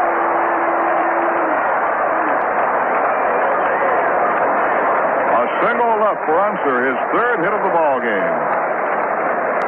Base hit number 5 for Washington. And it brings up Ed Stroud, the creeper. Stroud grounded out to Clark in the first inning, and then was robbed of a base hit on a diving, tumbling, somersaulting catch by Roy White in the 3rd. Oh, what a catch White made on that play. Stottlemyre from the stretch. Fastball is in, strike call.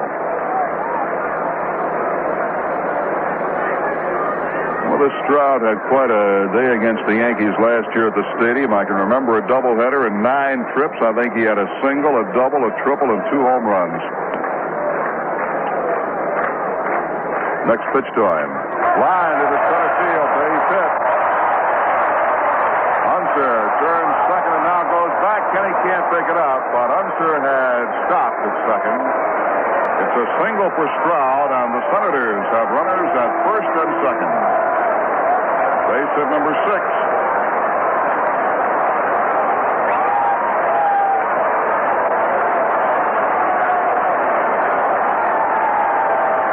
Again, this huge crowd comes to life.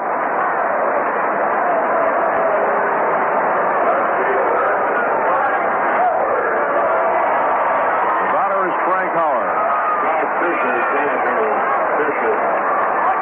Howard is grounded at third and fly to right. Stottlemyre looks back, checks the outfield defenses.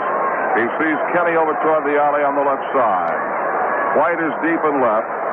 Robinson gives up the foul line on righties and right center and deep. Swing and a miss by Howard, strike one. Infield fades to the left.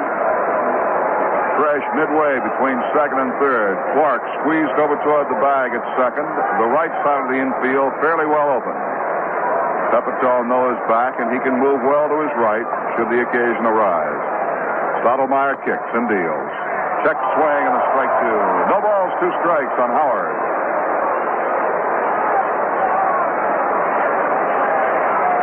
Frank Howard led all the major leagues in homers last year with 44. Quick now, how many did he hit against the Yankees? You said none. You were absolutely right.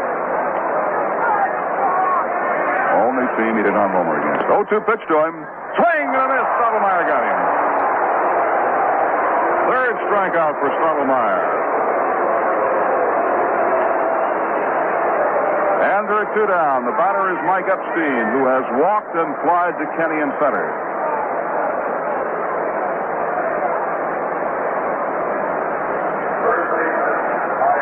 Fresh telling the outfield that there are 2 away. Just a reminder. The outfield plays straight away on Epstein. Kenney right up the middle in deep center. The set by Stottlemyre and the pitch. Check swing, it's low, ball 1. The Yankee outfield really does not play Epstein as a strict pull hitter. Bill Robinson still is well over toward the alley in right center field. He and Clark playing the same way. You could draw a straight line between them. The pitch. Low inside. Dug up nicely by Gibbs. Shortstop Tresh is well over towards second base and deep. But Clark less than halfway between second and first. He favors the second base side of the infield. Set by Stottlemyre. 2-0 pitch to Epstein. Inside at the knees. Ball 3. The only walk given up by Stottlemyre was to Epstein in the first inning. It was a semi-intentional walk. Well, had first base open and didn't want to give the left-hander too much to swing at, with the right-hander McMullen following. There's the set, 3-0 pitch. Strike call, caught the outside corner.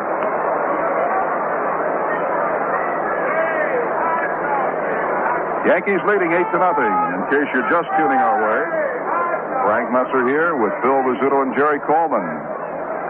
In Washington, the set by Stottlemyre, 3-1 pitch, lined, and it's past Tresh into left center. Base hit, the Senators will score. Roy White's throw goes into second base, over Clark's head, but Pepitone backs him up with no harm done. And the Senators have scored on a single by Mike Epstein. A line drive, Tresh dove for it and couldn't get it. Tresh made a valiant try to preserve the shutout for his close friend, Mel Stottlemyre, but could not quite reach it. And that is the first run the Senators have scored on an opening day game since 1966, when Frank Howard hit a home run against Cleveland. They had been shut out on opening day for 25 2/3 innings. Lindy McDaniel gets up now in the Yankee bullpen. It's an 8-1 ball game. Ed Stroud now at third, Epstein at first. The batter is Ken McMullen, the third baseman. He has hit back to the mound and grounded to second. Right-hand batter.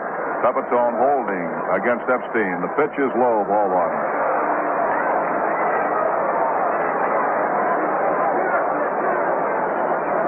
Senators now show 1 run on 7 hits. The Yankees have 8 runs on 7 hits.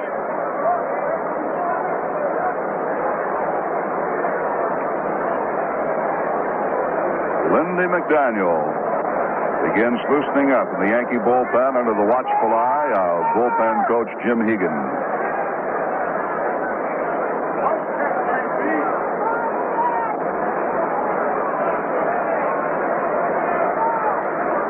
Runners at the corners, 2 down. Stottlemyre looking down to Gibbs, starts his move, and the 1-0 pitch to McMullen. It's high and tight, 2 balls and no strikes. On deck for the Senators is Tim Cullen, their second baseman.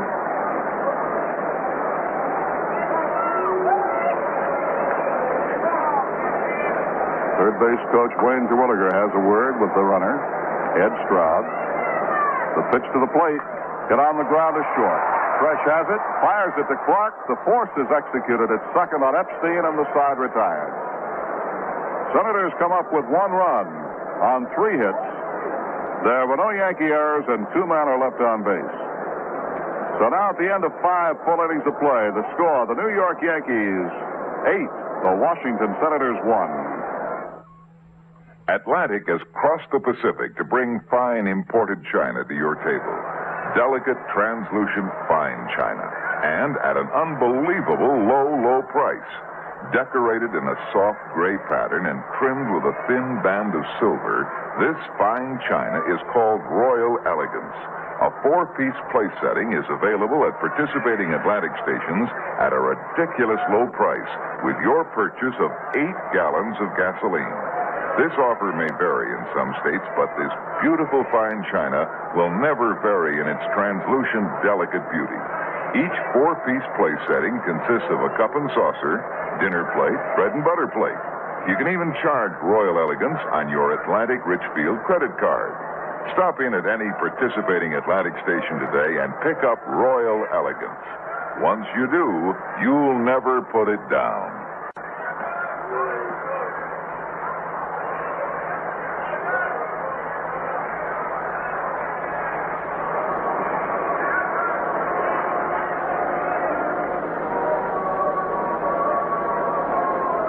Jake Gibbs is set to lead off as we go to the 6th inning.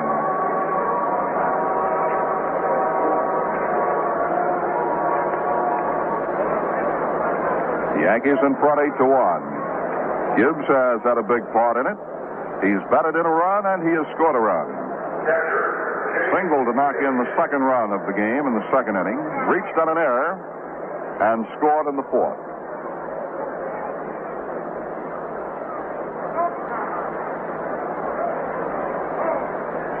Dick Bosman winds and deals. Gibbs looks, and a strike called across at the letters.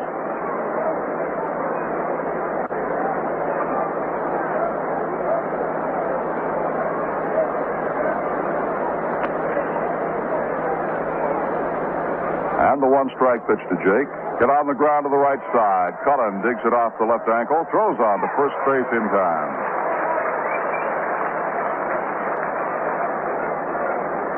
1 out, and Stottlemyre will bat.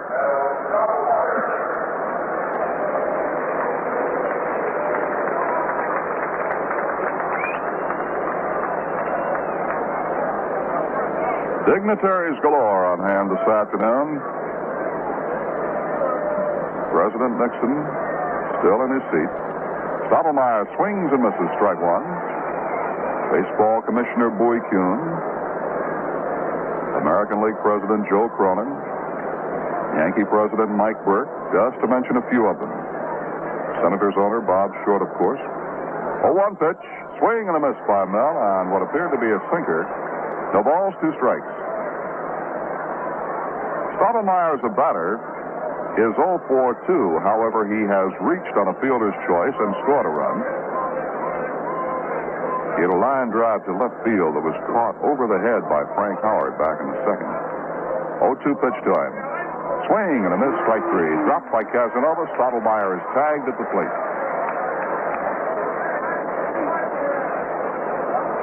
Second strikeout for Bosman. Bosman now has retired everybody he has faced since coming on in relief of Humphreys in the 4th. He's retired 6 men. Second baseman Horace Clark knocked in a run with a single in the 4th inning, later scored run number 7 for the Yankees. The pitch to him, down low, ball 1. Clark is 1 for 3.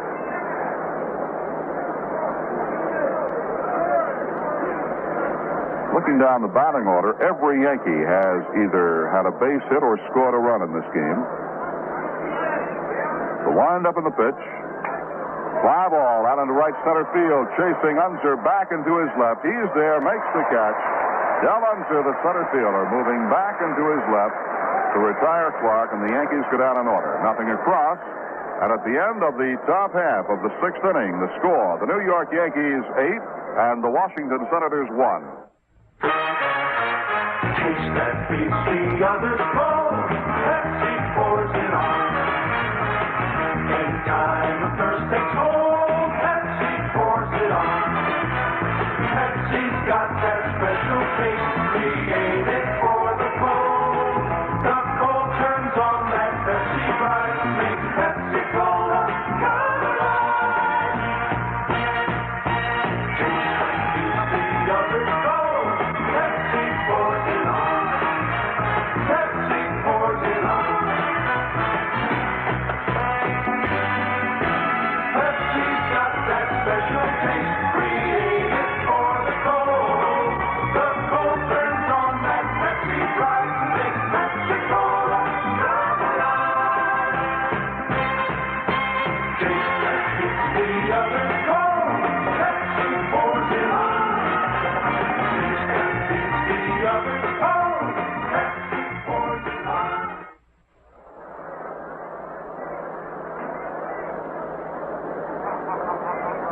We have one change for the Yankees as we go to the bottom half of the 6th. Gene Michael replaces Tom Tresh at shortstop. Michael now at short, replacing Tresh. Gene Michael at short for the Yankees. Michael. Two very important dates to remember. A week from today, the welcome home luncheon in the grand ballroom of the Waldorf Astoria. We'll see you there at noon. All the Yankees will be there.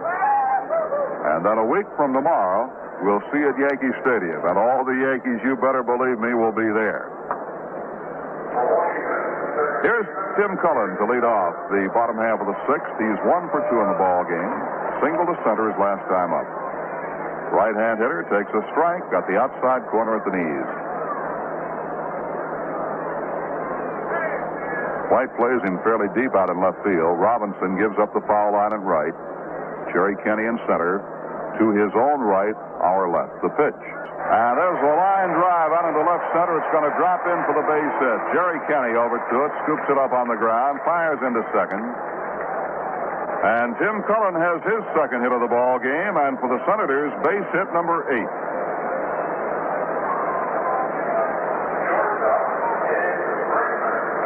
Now the shortstop, Ed Brinkman.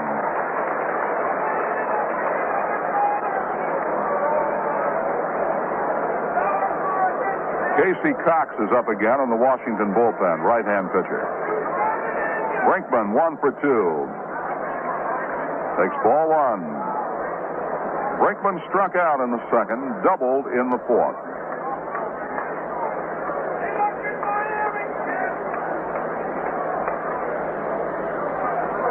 The pitch to him.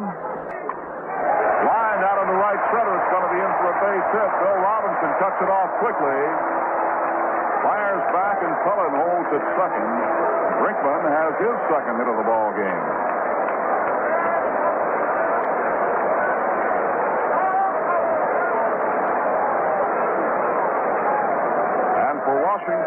hit number 9.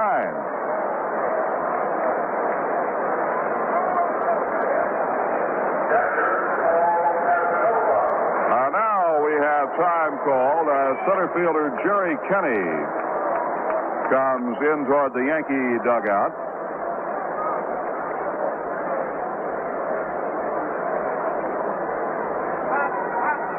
Jake Gibbs at the mound talking to Stottlemyre. Gary Holman has come out on deck for the Senators. Jerry Kenney, running in from center field, has disappeared into the Yankee dugout. Now he reappears and on the dead run heads back towards center field.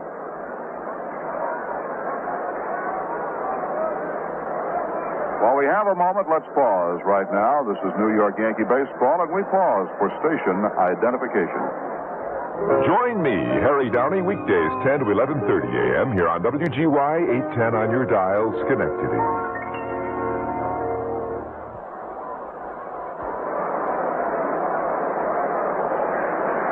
We're ready to go. Runners at first and second, nobody out. Casanova waiting. Stottlemyre off the stretch. Here's the pitch. He misses, ball 1.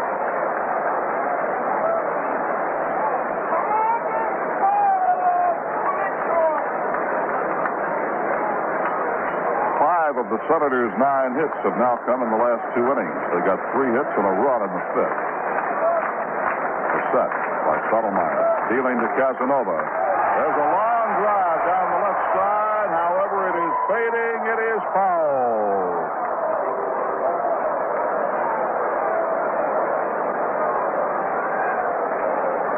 Lindy McDaniel throwing again in the Yankee bullpen. Casey Cox warming up in the Senator bullpen, and Gary Holman, first baseman and outfielder, has come out on deck to bat for Bosman.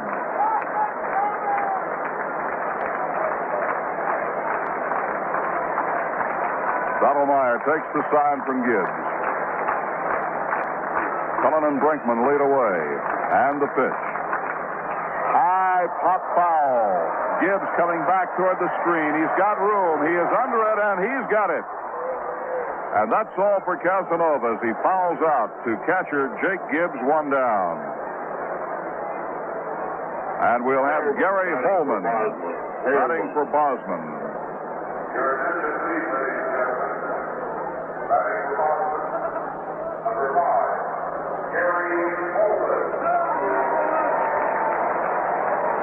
Holman was a fine pinch hitter for the Senators last year. As a pinch hitter, he batted .344 with 11 hits and 32 trips. Left-hand hitter. Good first baseman, too. He swings to the first one, sends a long drive to left. White goes over, and White has it.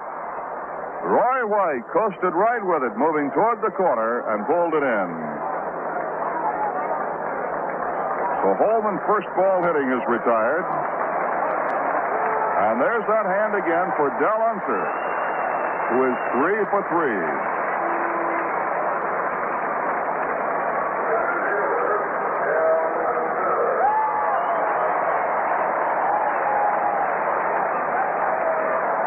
Two singles and a double for Unser. He scored the only run for Washington. He's up with runners at first and second, 2 outs, and the pitch is just off the outside corner, ball 1.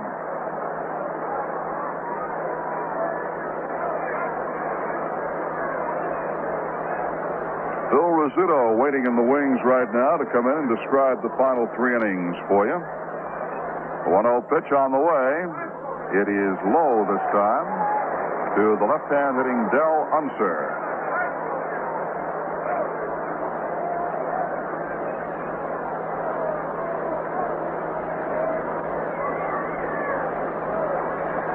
Unser bats and throws left-handed. He chokes up about 2 or 3 inches on the bat handle now, waiting.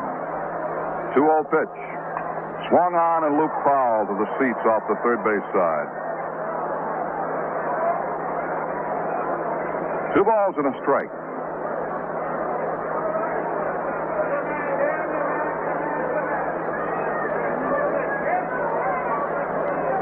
like to say hello to all our friends up Albany, New York way. Had a fine time up there in the Yankee Caravan this past winter. Really treated us nice, and we appreciate it. 2-1 pitch now to Murcer. It is a ball 3-1.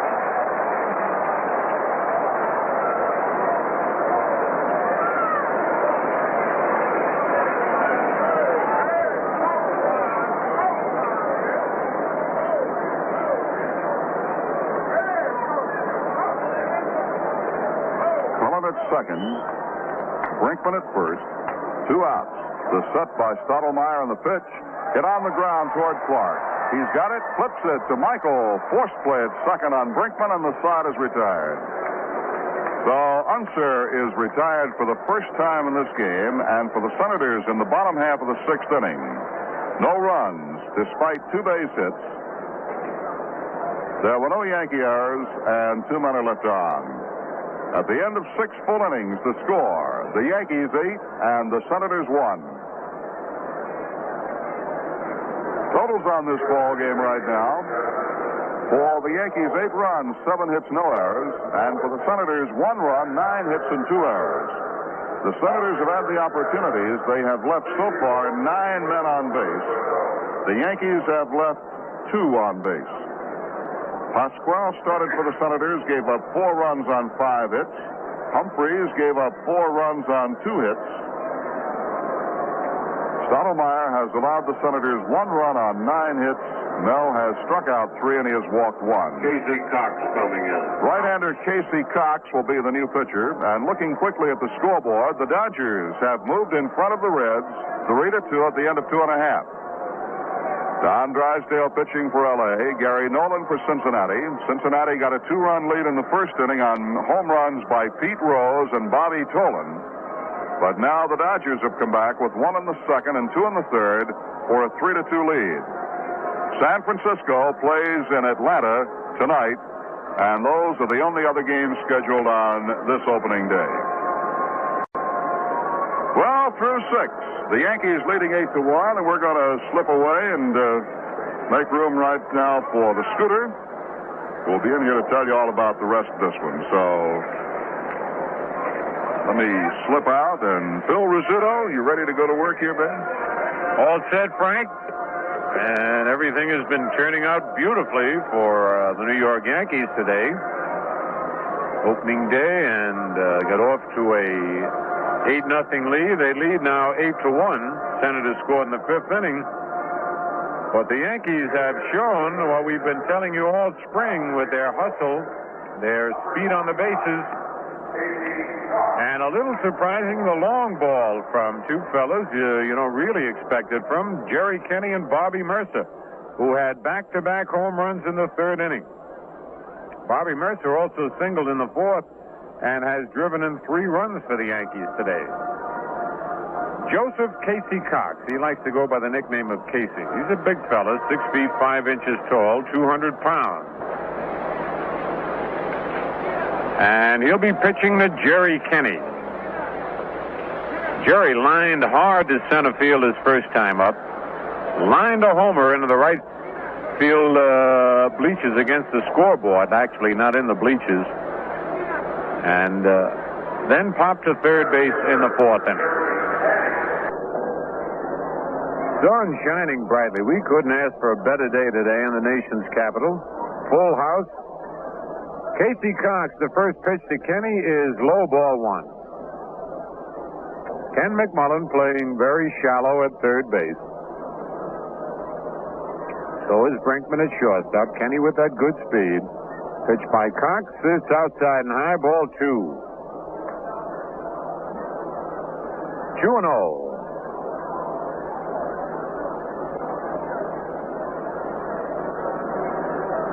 President Nixon still here at the ball game. The 2-0 pitch is line to left field for a base hit. That's going to be a double at least.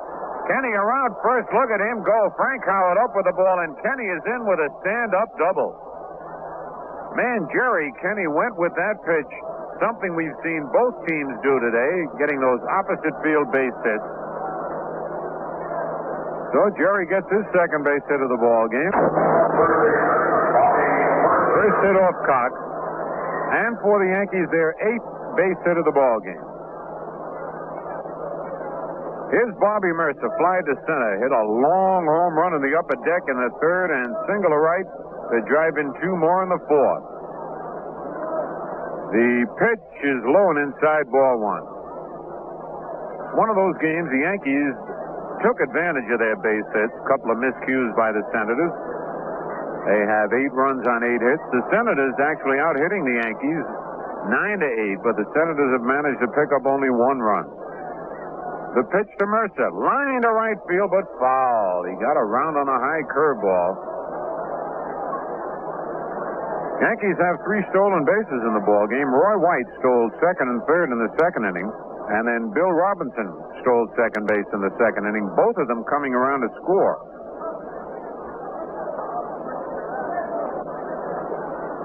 On deck is Roy White. Stretch by Casey Cox. His pitch is fouled to our left and out of play. Just below the battery of cameramen we have in the booth next to us. Boy, I tell you, they really got him. They got him all over the ballpark. Vince Lombardi is here today. He's always been a great baseball fan. Remember when he was mentioned as a possible candidate for commissioner of baseball, he was very excited. The pitch, swing and a miss. He went after a high outside curveball. So Bobby Murcer is struck out. And the batter now, Roy White. Roy 0 for 2. Walked in the second, bounced to second in the third, and popped to second in the fourth.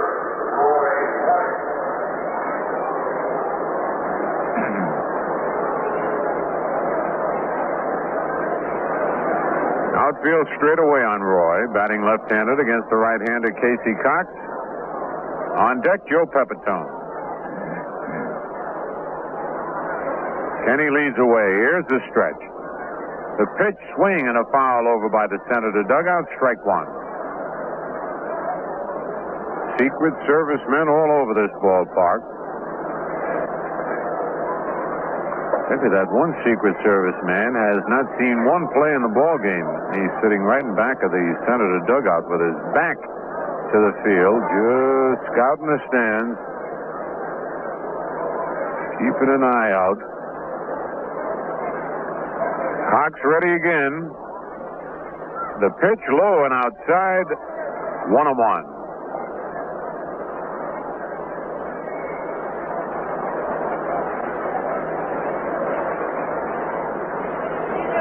They are taking no chances. I was down the field before the game started, walking around, didn't have my field card out. The big red card, and I had a hand put on my arm by a Secret Service man. He said, "Let me see your card, please," and I whipped it out in a hurry. Outside. 2 balls and a strike.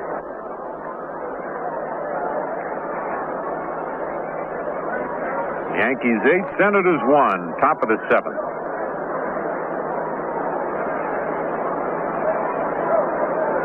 Murcer plays deep center field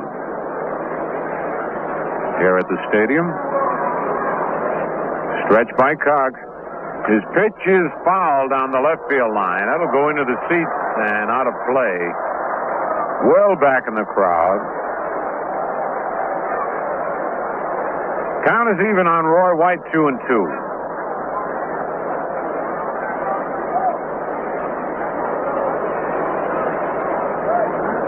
The Yankees have an off day tomorrow before resuming activities with Washington Wednesday night. And then again Thursday afternoon.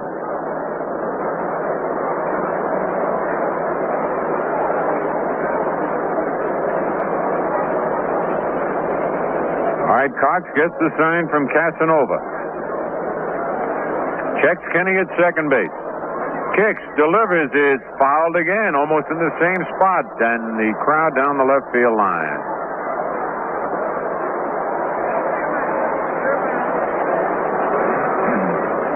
It's a beautiful ballpark, Robert Kennedy Memorial Stadium, as they've renamed it. Used to be D.C. Stadium.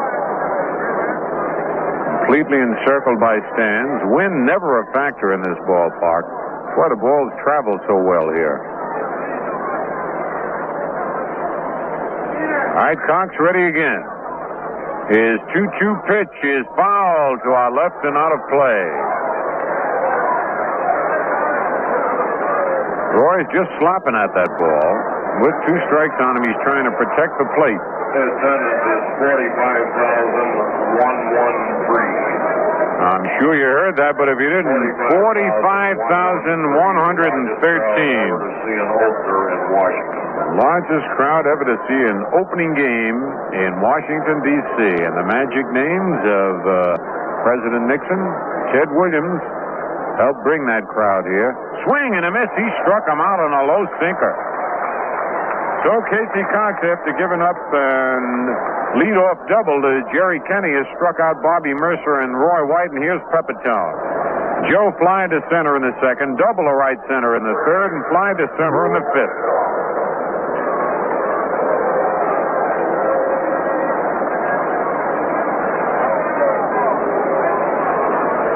Two men are out. The room was sold. The reason for the overcapacity of the normal seating capacity of the ballpark is the fact that football seats were used on the lower level back of the baseball seats. All right, you heard that announcement in the background. The pitch by Cox is low and inside, ball 1. On deck, Gene Michael, who went in to replace Tommy Tresh. As you heard, Tommy had been feeling terrible. He did not play in yesterday's game against the Giants. He was a doubtful starter today, but he did and drove in the first run of the ball game. Pitch to Pepe. Pop foul. Might be playable. Mike Epstein over in front of the Senator dugout makes the catch in foul territory. So for the Yankees, no runs on a base hit. There were no errors and a man left. And the score now at the end of 6.5 innings, the Yankees 8 and the Senators 1. Mel Stottlemyre will be pitching to Ed Stroud, Frank Howard, and Mike Epstein here in the bottom of the 7th. The Yankees leading 8-1. All the teams will have the little emblem on their left sleeves signifying the centennial year of baseball, 100 years. The umpires, I notice, are wearing them on their right sleeve, just to be a little different. We have 5 umpires in today's game, 1 down the left field line. The first pitch to Ed Stroud is strike 1 call. Stroud has bounced to second. Fly to left field, where Roy White made a spectacular diving, tumbling one-hand catch and then single to center. Pitch one down the left field line. Roy White starts in, goes back on the warning track, back, makes the catch right against the fence. Couldn't go back another inch. Stroud laid the wood to that one, almost had himself an opposite field home run. Roy White, though, playing it very well, leaned against the fence to make the catch, and it's one away, and here's Frank Howard. Crowd getting on Howard a little bit. He struck out in the 5th inning with 2 men on, and the 3rd inning fly to right. In the 1st inning, bounced to Bobby Murcer at 3rd.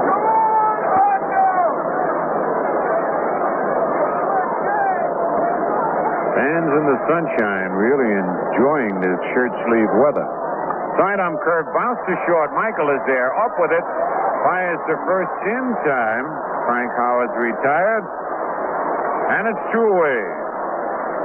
That brings up Mike Epstein, who has driven in the only run for the Senators, with a single to left center field in the 5th inning. He's also fly to center and walk. So Mike is 1 for 2.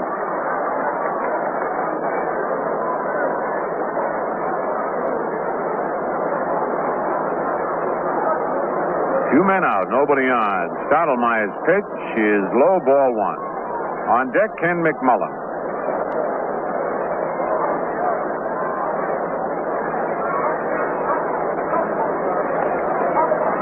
The curve, swing and a miss. Strike 1, 1-1. Mike was swinging for the fences on that one.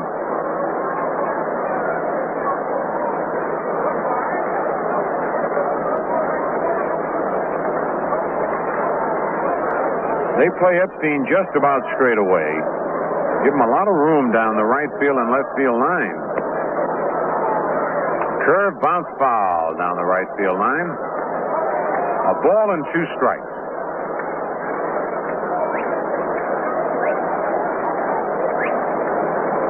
Kind of unusual the way they bunch Epstein towards center field. A left-hand batter, Bill Robinson, is well over in right center. And Roy White well over in left center. And there's a bouncer to Stottlemyre. He one-hands it. Easy toss to Pepitone for the out, and Stottlemyre has a 1-2-3 inning. And now at the end of 7 full innings, it's the Yankees 8, the Senators 1.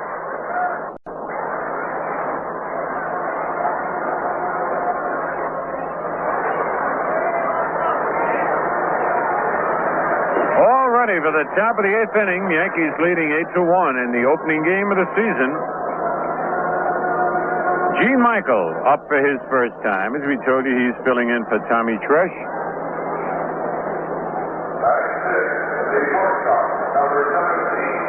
Tommy's been up 3 times with 1 base hit.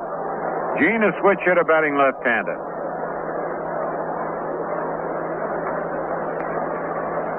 Casey Cox, the 4th Senator pitcher in the afternoon, delivers a pop-up to the left side to third baseman McMullen. Right there, makes the catch, and it's 1 away. So Michael, first ball swinging, pops out to third. That'll bring up Bill Robinson. Bill bounced into a force play, walked and struck out. He has stolen a base and scored a run in this game. Yankees have 3 stolen bases.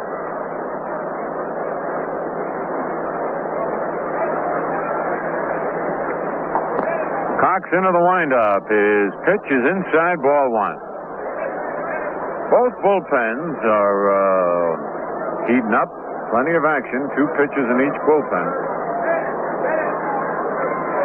Don Notabot, Joe Vrbanek up for the Yankees. Robbie takes a pitch outside. Ball 2, 2-0. They got a left-hander throwing easily in the Senator bullpen. Frank Bertena. The pitch is right down the middle, strike call. Casey Cox is scheduled to be the 5th hitter next inning, and Ted Williams figures if they get some men on, he'll pinch hit for the pitcher. The 2-1 delivery, strike 2 call, 2-2. Robbie took 2 fastballs right down the pipe. On deck, Jake Gibbs.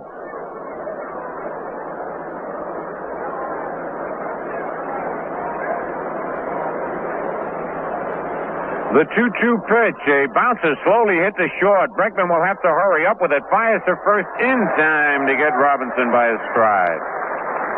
2 away. And it brings up Gibbs. Jake single to left in the 2nd inning. Reached on an error in the 4th. And bounced to second base in the 6th.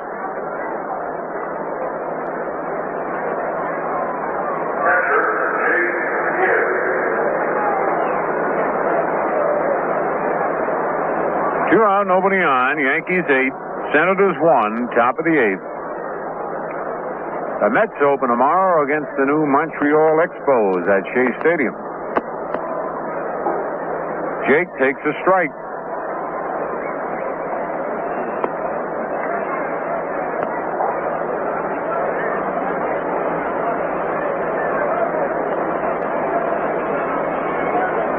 A pitch missed everybody, hit the screen, 1-1.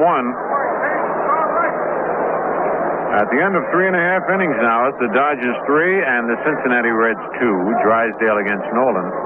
Pete Rose and Bob Tolan homered in the 1st inning for Cincinnati.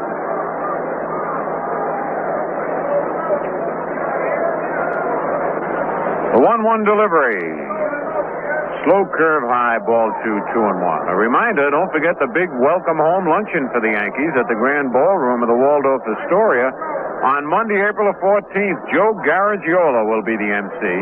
Mayor Lindsay will be there. Mike Burke, all the Yankees. And Ted Williams. And there's a base hit over third down the left field line. That'll be a double for Gibbs. And Jake rounds second and then holds on as Howard Stroh comes into third base. Beautiful throw by the big man. from the fence in deep left field, right to third on a fly. So Gibbs going to the opposite field. Doubles the second hit off Casey Cox. Been a lot of opposite field base hits in this game. And I think the hitters are getting a little smart now. They've been swinging for their toes for those home runs. And the averages have been dwindling. But now they're going with the pitch. And as you can see, each team has 9 base hits. Here's Stottlemyre. Mel line to left. Bunted into a fourth play and struck out. 2 men are out. Gibbs at second. The pitch to Stottlemyre outside. Ball 1. Horace Clarke on deck.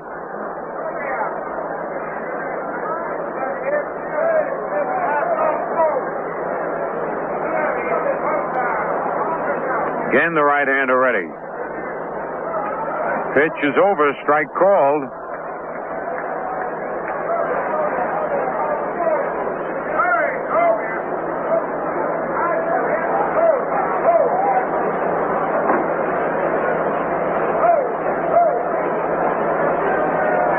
Ready for the 1-1 pitch. Swing and a foul back upstairs, out of play.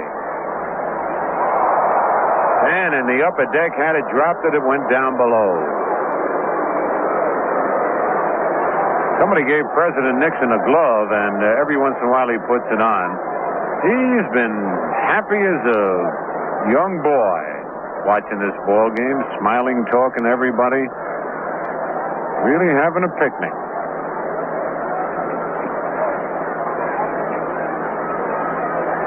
All right, 1 and 2 on Mel. The pitch is low and outside, evens the count at 2 and 2.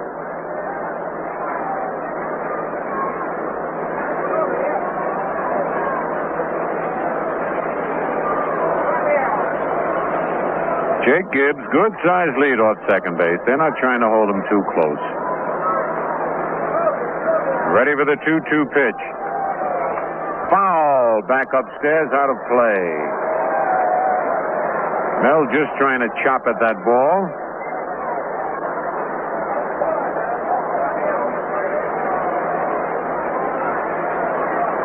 Yankees are going to have a real interesting team this year. They keep getting the good pitching with the speed they've got. It'll make a lot of teams worry. Again, the 2-2 pitch. Low and outside, it's a full count. Dick Hauser coaching at third, Elston Howard at first.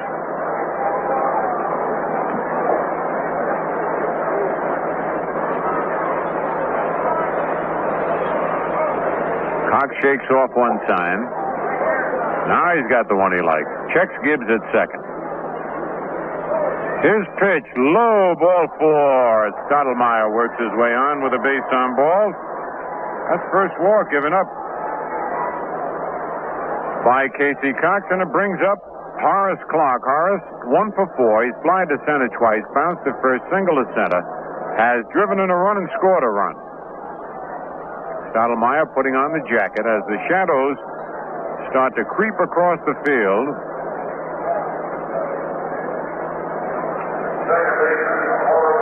Beautiful ballpark. It's 335 down each line, 378 in right center, 381 in left center, and 410 to straightaway center. Tremendous long scoreboard. Runs from the right field foul line almost out to center field. Runners at first and second, 2 out. Pitch to Clarke, low, ball 1.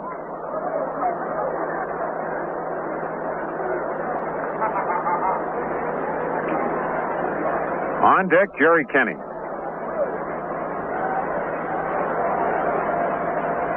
Runners lead off first and second.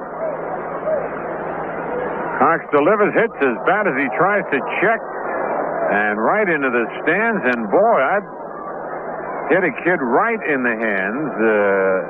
He was just getting ready, it looked like, to take a picture. Didn't have time, but he's lucky that it hit him in the hand. He's got a camera, never hit the camera. That could have been dangerous had he had the camera up to his face, because he's wearing glasses, and now he's got the camera set right at the hitter.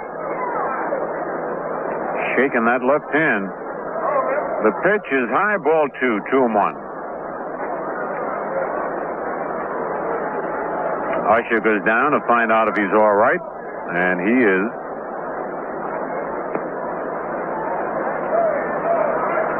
You got to be on your toes when you're sitting in those box seats down around the railing. Those accidental fouls come back like a bullet. The 2-1 pitch, strike call, 2-2. 2 balls, 2 strikes, 2 out, 2 men on. 8-1, the Yankees lead. Top of the 8th.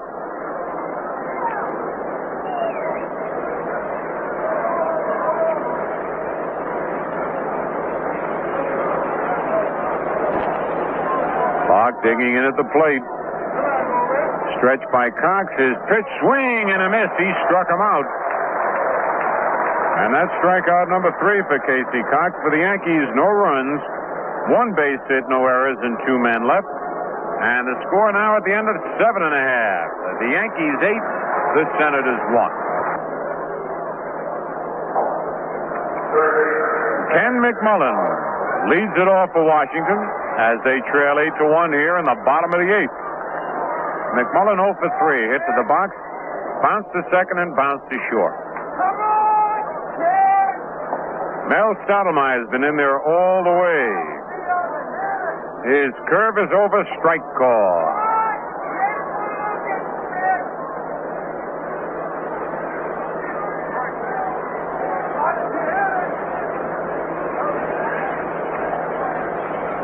Stottlemyre rocks back.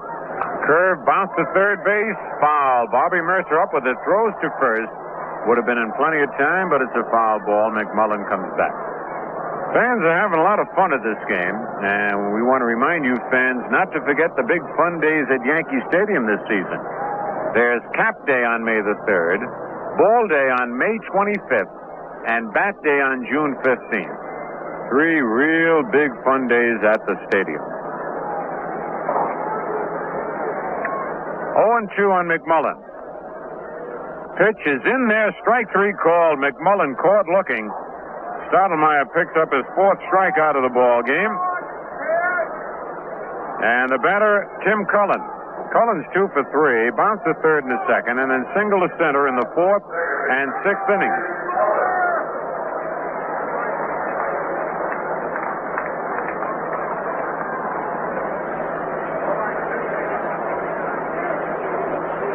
Cullen takes a pitch low, ball 1. Stottlemyre has had only 2 innings in where he's retired the Senators 1-2-3. That was the 2nd inning, and last inning, the 7th. His pitch is line to left field, a base hit. Cullen's 3rd base hit of the ball game. He and Unser now have 3 hits apiece.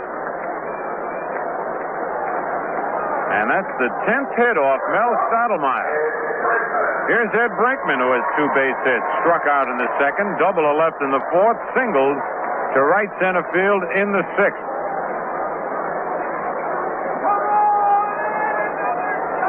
Pepitone whistling to Stottlemyre, not holding Cullen too close to first base.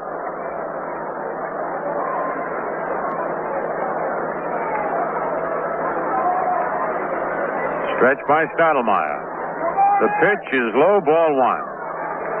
We told you Unser has 3 base hits. Cullen has 3 base hits. Brinkman has 2. And all 3 of those hitters choke well up on the bat. Just meeting that ball.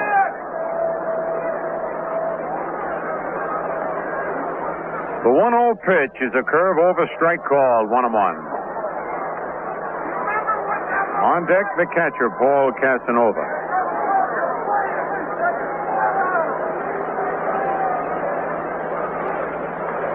Cullen leads away. Stottlemyre delivers, ground ball, hit slowly to second. Clark has to go to first base in time to get Brinkman. Moving to second base is Cullen. And that ball was hit right off the end of the bat, had a lot of English on it, was really twisting and squirming. But Clark stayed with it. Here's Casanova, 0 for 3. Hit to the box, bounce to third, foul to the catcher. Now Mel looks in for the sign from Jake Gibbs. Here's the stretch. The pitch lined up the middle. There's a base hit. It's going to score a run. Cullen rounds third. He comes in to score. And it's an 8-2 ball game as Casanova drilled one up the middle. And the batter now, Bernie Allen, pinch hitting for Casey Cox.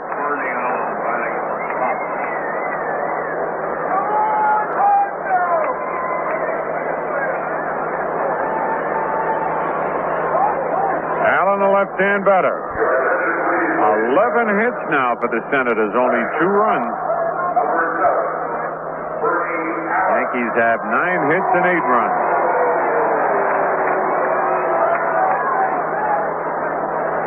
The stretch, the pitch right down the middle, strike call.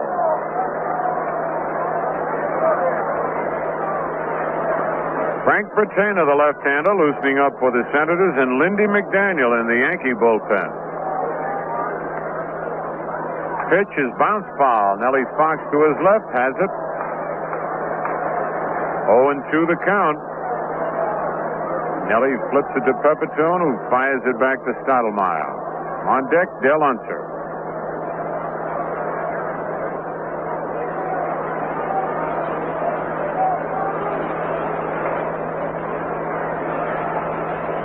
Casanova leads off first.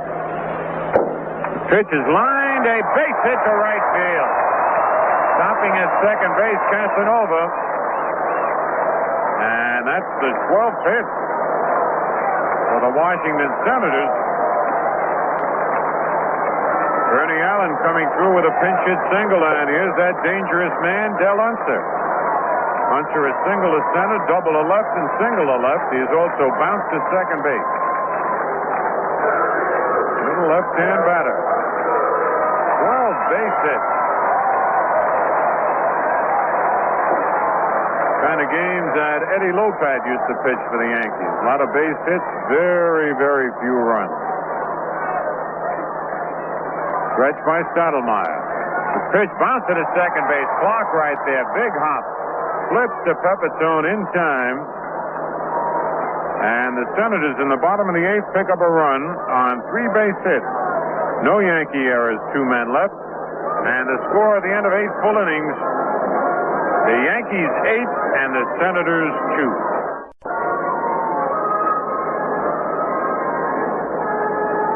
Well, we're going to have a new pitcher coming on for the Washington Senators. And for the Yankees, it'll be Jerry Kenney, Bob Murcer, and Roy White to face who's ever coming in.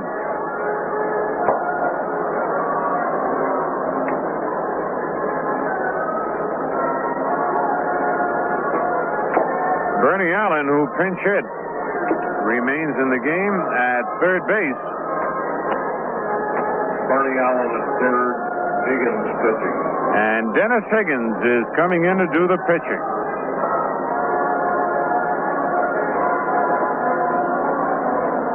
Told you Frank Bertena had been doing most of the loosening up. And then Dennis Higgins got up, and he's coming in. This is the 5th pitcher for Washington. Camilo Pascual started. Bob Humphreys came on. Dick Bosman, Casey Cox, and now Dennis Higgins. So Jerry Kenney, who has lined to center, lined a home run over the right field fence, popped to third and double to left field, will lead it off. At the end of 5 innings, it's still the Dodgers 3 and the Reds 2. Drysdale against Nolan. Pete Rose and Bobby Tolan homered in the first inning for Cincinnati, but then the Dodgers scored 1 in the second and 2 in the third. The Giants play Atlanta tonight, and along with this game, the Yankees and the Senators, the only game scheduled for today. Well, let's see what's happening here. President Nixon is standing up. I don't know whether he's leaving or not. Mr. Short is standing up, calling Mrs. Short over. They have 7 children, the Shorts. And Mr. Short is the owner of the Washington Senators. He's bringing his family over to meet President Nixon, and this will be a thrill. There they go, tracing over. The first pitch to Jerry Kenney is ball one from Dennis Higgins. Yankees lead 8-2, top of the ninth. The pitch is outside, ball two. And I'm informed it's traipsing over, not tracing over.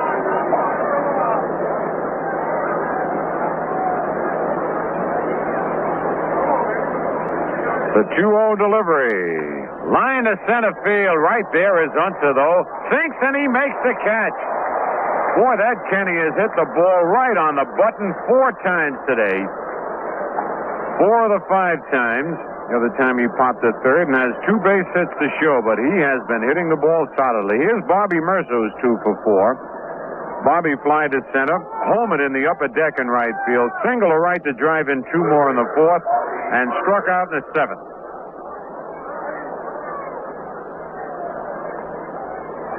Strike 1 to Bobby.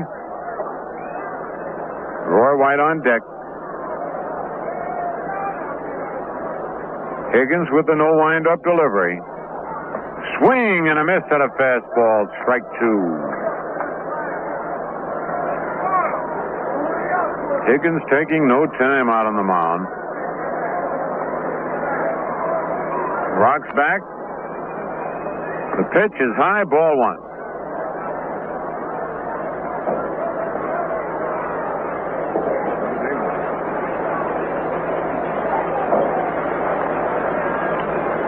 One out, nobody on. We're in the 9th inning. Pitch by Higgins, a curve over, strike 3 called. Murcer is caught looking at a beautiful curveball. 6th Yankee to get down on strikes in the ball game, and now Roy White. Roy walked, bounced to second, popped to second, and struck out.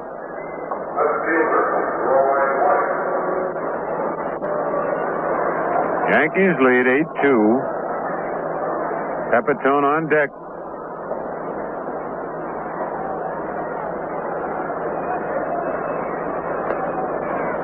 Pitch by Higgins is low and outside, ball 1.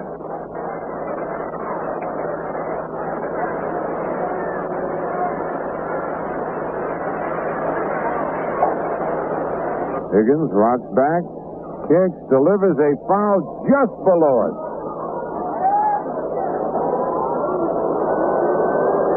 1-1.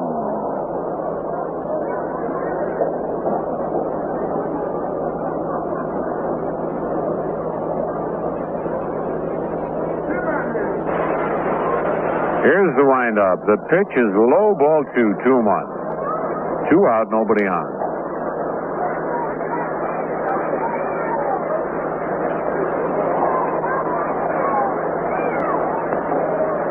Higgins ready. Low with the fastball is 3-1.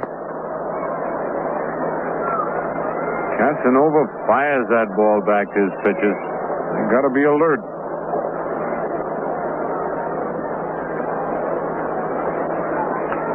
Roy White choking up on the bat slightly. Batting left-handed against Dennis Higgins.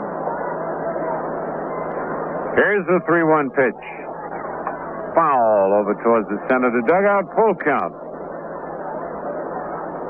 Elston Howard chasing it down. Good to see Ellie back in the Yankee uniform, coaching at first. Dick Hauser, of course, the coach at third. Frank Rossetti, we'll see him when Seattle comes into town. And now the payoff pitch. Ground ball hit to short. Brinkman has it. Fires in time to get Roy White. So the Yankees are down in order here in the top of the 9th inning. And at the end of 8.5 innings, the Yankees 8, the Senators 2. A I've got a tractor here that's all brand new this year. It'll do your work while you just steer. Here's a riding mower, it's a real sweet goer. Bring along your wife, we'd love to show her. And please keep in mind the ones you walk behind. Better rotary mowers you'll never find. See 'em all, see 'em all, see 'em all, see 'em all at your Alice Chalmers Auto Products dealer. This season, there's something really new in riding mowers. The Scamper. Push the control stick forward and go. Pull it back, you're in reverse. No clutching, no stopping. Spin around trees. Whip along flower beds. With the Scamper riding mower's new automatic drive, you're really in command. Give it a whirl soon at your Alice Chalmers Outdoor Products dealer. And while you're there, see 'em all. Rotary mowers, riding mowers, lawn and garden tractors at your Alice Chalmers Outdoor Products dealer.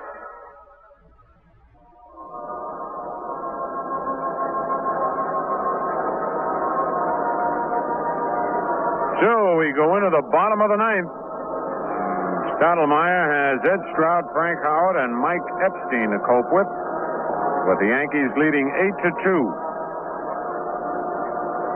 Lindy McDaniel continues to throw in the Yankee bullpen, and Frank Patena, the left-hander, in the Senator bullpen. Ed Stroud, 1 for 4 on the day, bounced to second, fly to left, single to center, and then fly to left again.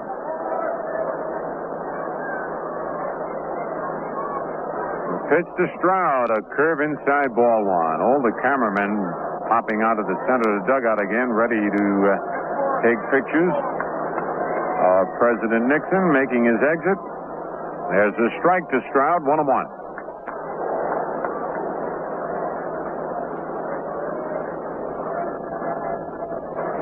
I know he's still there, Sandy, but you weren't listening. I said they're getting ready to take his picture when he makes his exit. Bouncing ball in the hole, base hit to left field.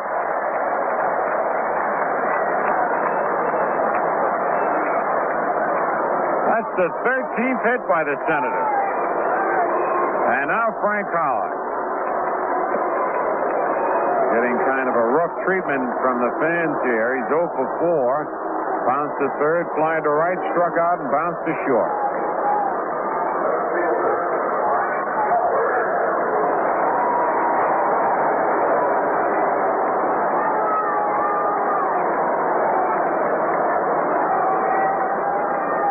Stottlemyre stretches, pitch to Howard, swing and a miss. Strike one. This big fella doesn't have to swing hard to hit him out of the park. Gene Michael wanted to say something to Horace Clark. Horace ran over, got the words of wisdom, runs back. Stroud at first with nobody out in the bottom of the ninth. Yankees lead 8-2. Stottlemyre sets. His pitch is low and away, 1-1. Mike Epstein on deck.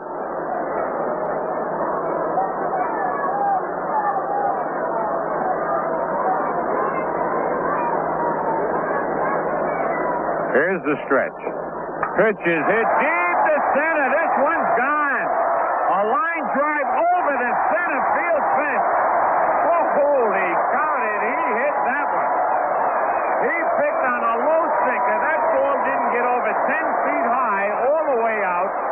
Kenney went back to the wall, couldn't reach it. It hit the center field wall. A line drive home run for the big man.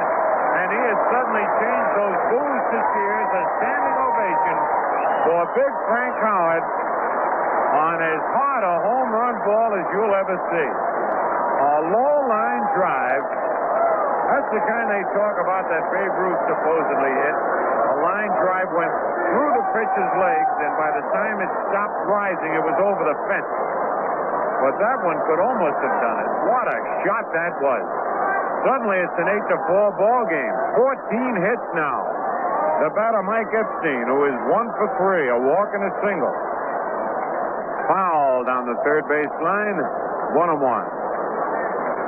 Just was saying before Howard hit that one, he doesn't have to swing hard to hit him out of here.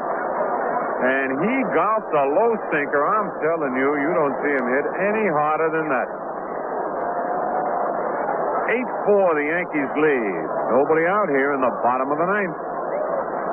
Stottlemyre's pitch, bouncing ball in the hole. Pepitone one-hands it. Throws to Stottlemyre in time on a good play by Pepitone and Stottlemyre as they take a base hit away from Mike Epstein. Man, if that one had gone through, I'm afraid that might have been all for Mel Stottlemyre. And now we're going to have a pinch hitter for the pitcher, Dennis Higgins. Looks like Hank Allen coming up. Hank Allen batting for Dennis Higgins. Hank had himself a fine spring. As a matter of fact, Hank caught the ball that President Nixon threw out. The first one that he threw out. He eventually threw out two more. There's a pitch low, ball one. Hank, a right-hand batter, like his brother, Richie Allen of the Phils. He's bigger and stronger than his brother Richie, but he doesn't hit like his brother. Bouncing ball at second. Clark gets the big hop. Throws to first in time, and it's 2 away.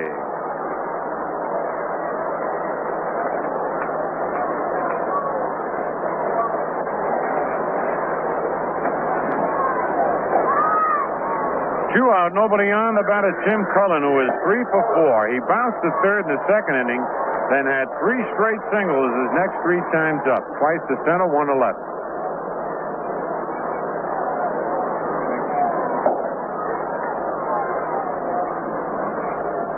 The pitch is strike 1 to Tim Cullen.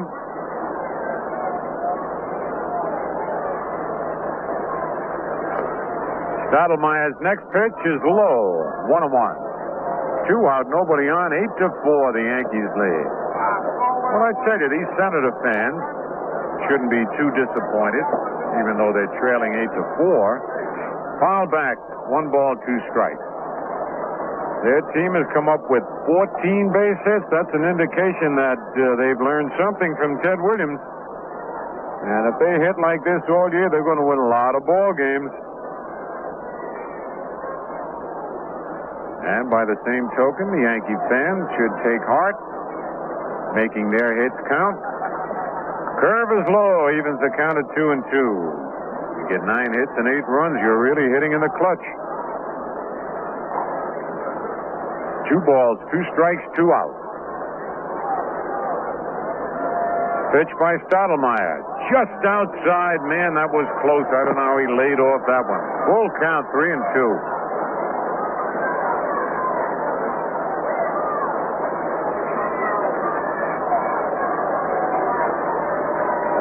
Full count on Tim Cullen. Here's the payoff pitch. Low, ball 4. Stottlemyre gives up only his second walk of the ball game. His first walk was in the first inning to Mike Epstein. And this is only the second man he's walked, and Mel is very fortunate that he did not walk too many with all the base hits that he has allowed. Here's Eddie Brinkman, who's 2 for 4. A single and a double. He's also struck out and bounced to second.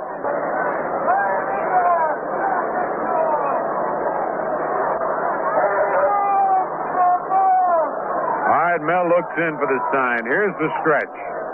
The runner goes. The pitch is hit deep to left center field. Roy White back there. He's there. Makes the catch. And that ends the ball game. But the Senators pick up 2 runs. On 2 hits, no Yankee errors, a man left, and the final score of the game, the Yankees 8, the Senators 4. And now this is Phil Rizzuto speaking for Jerry Coleman and Frank Messer, saying so long from Robert F. Kennedy Stadium in Washington, D.C.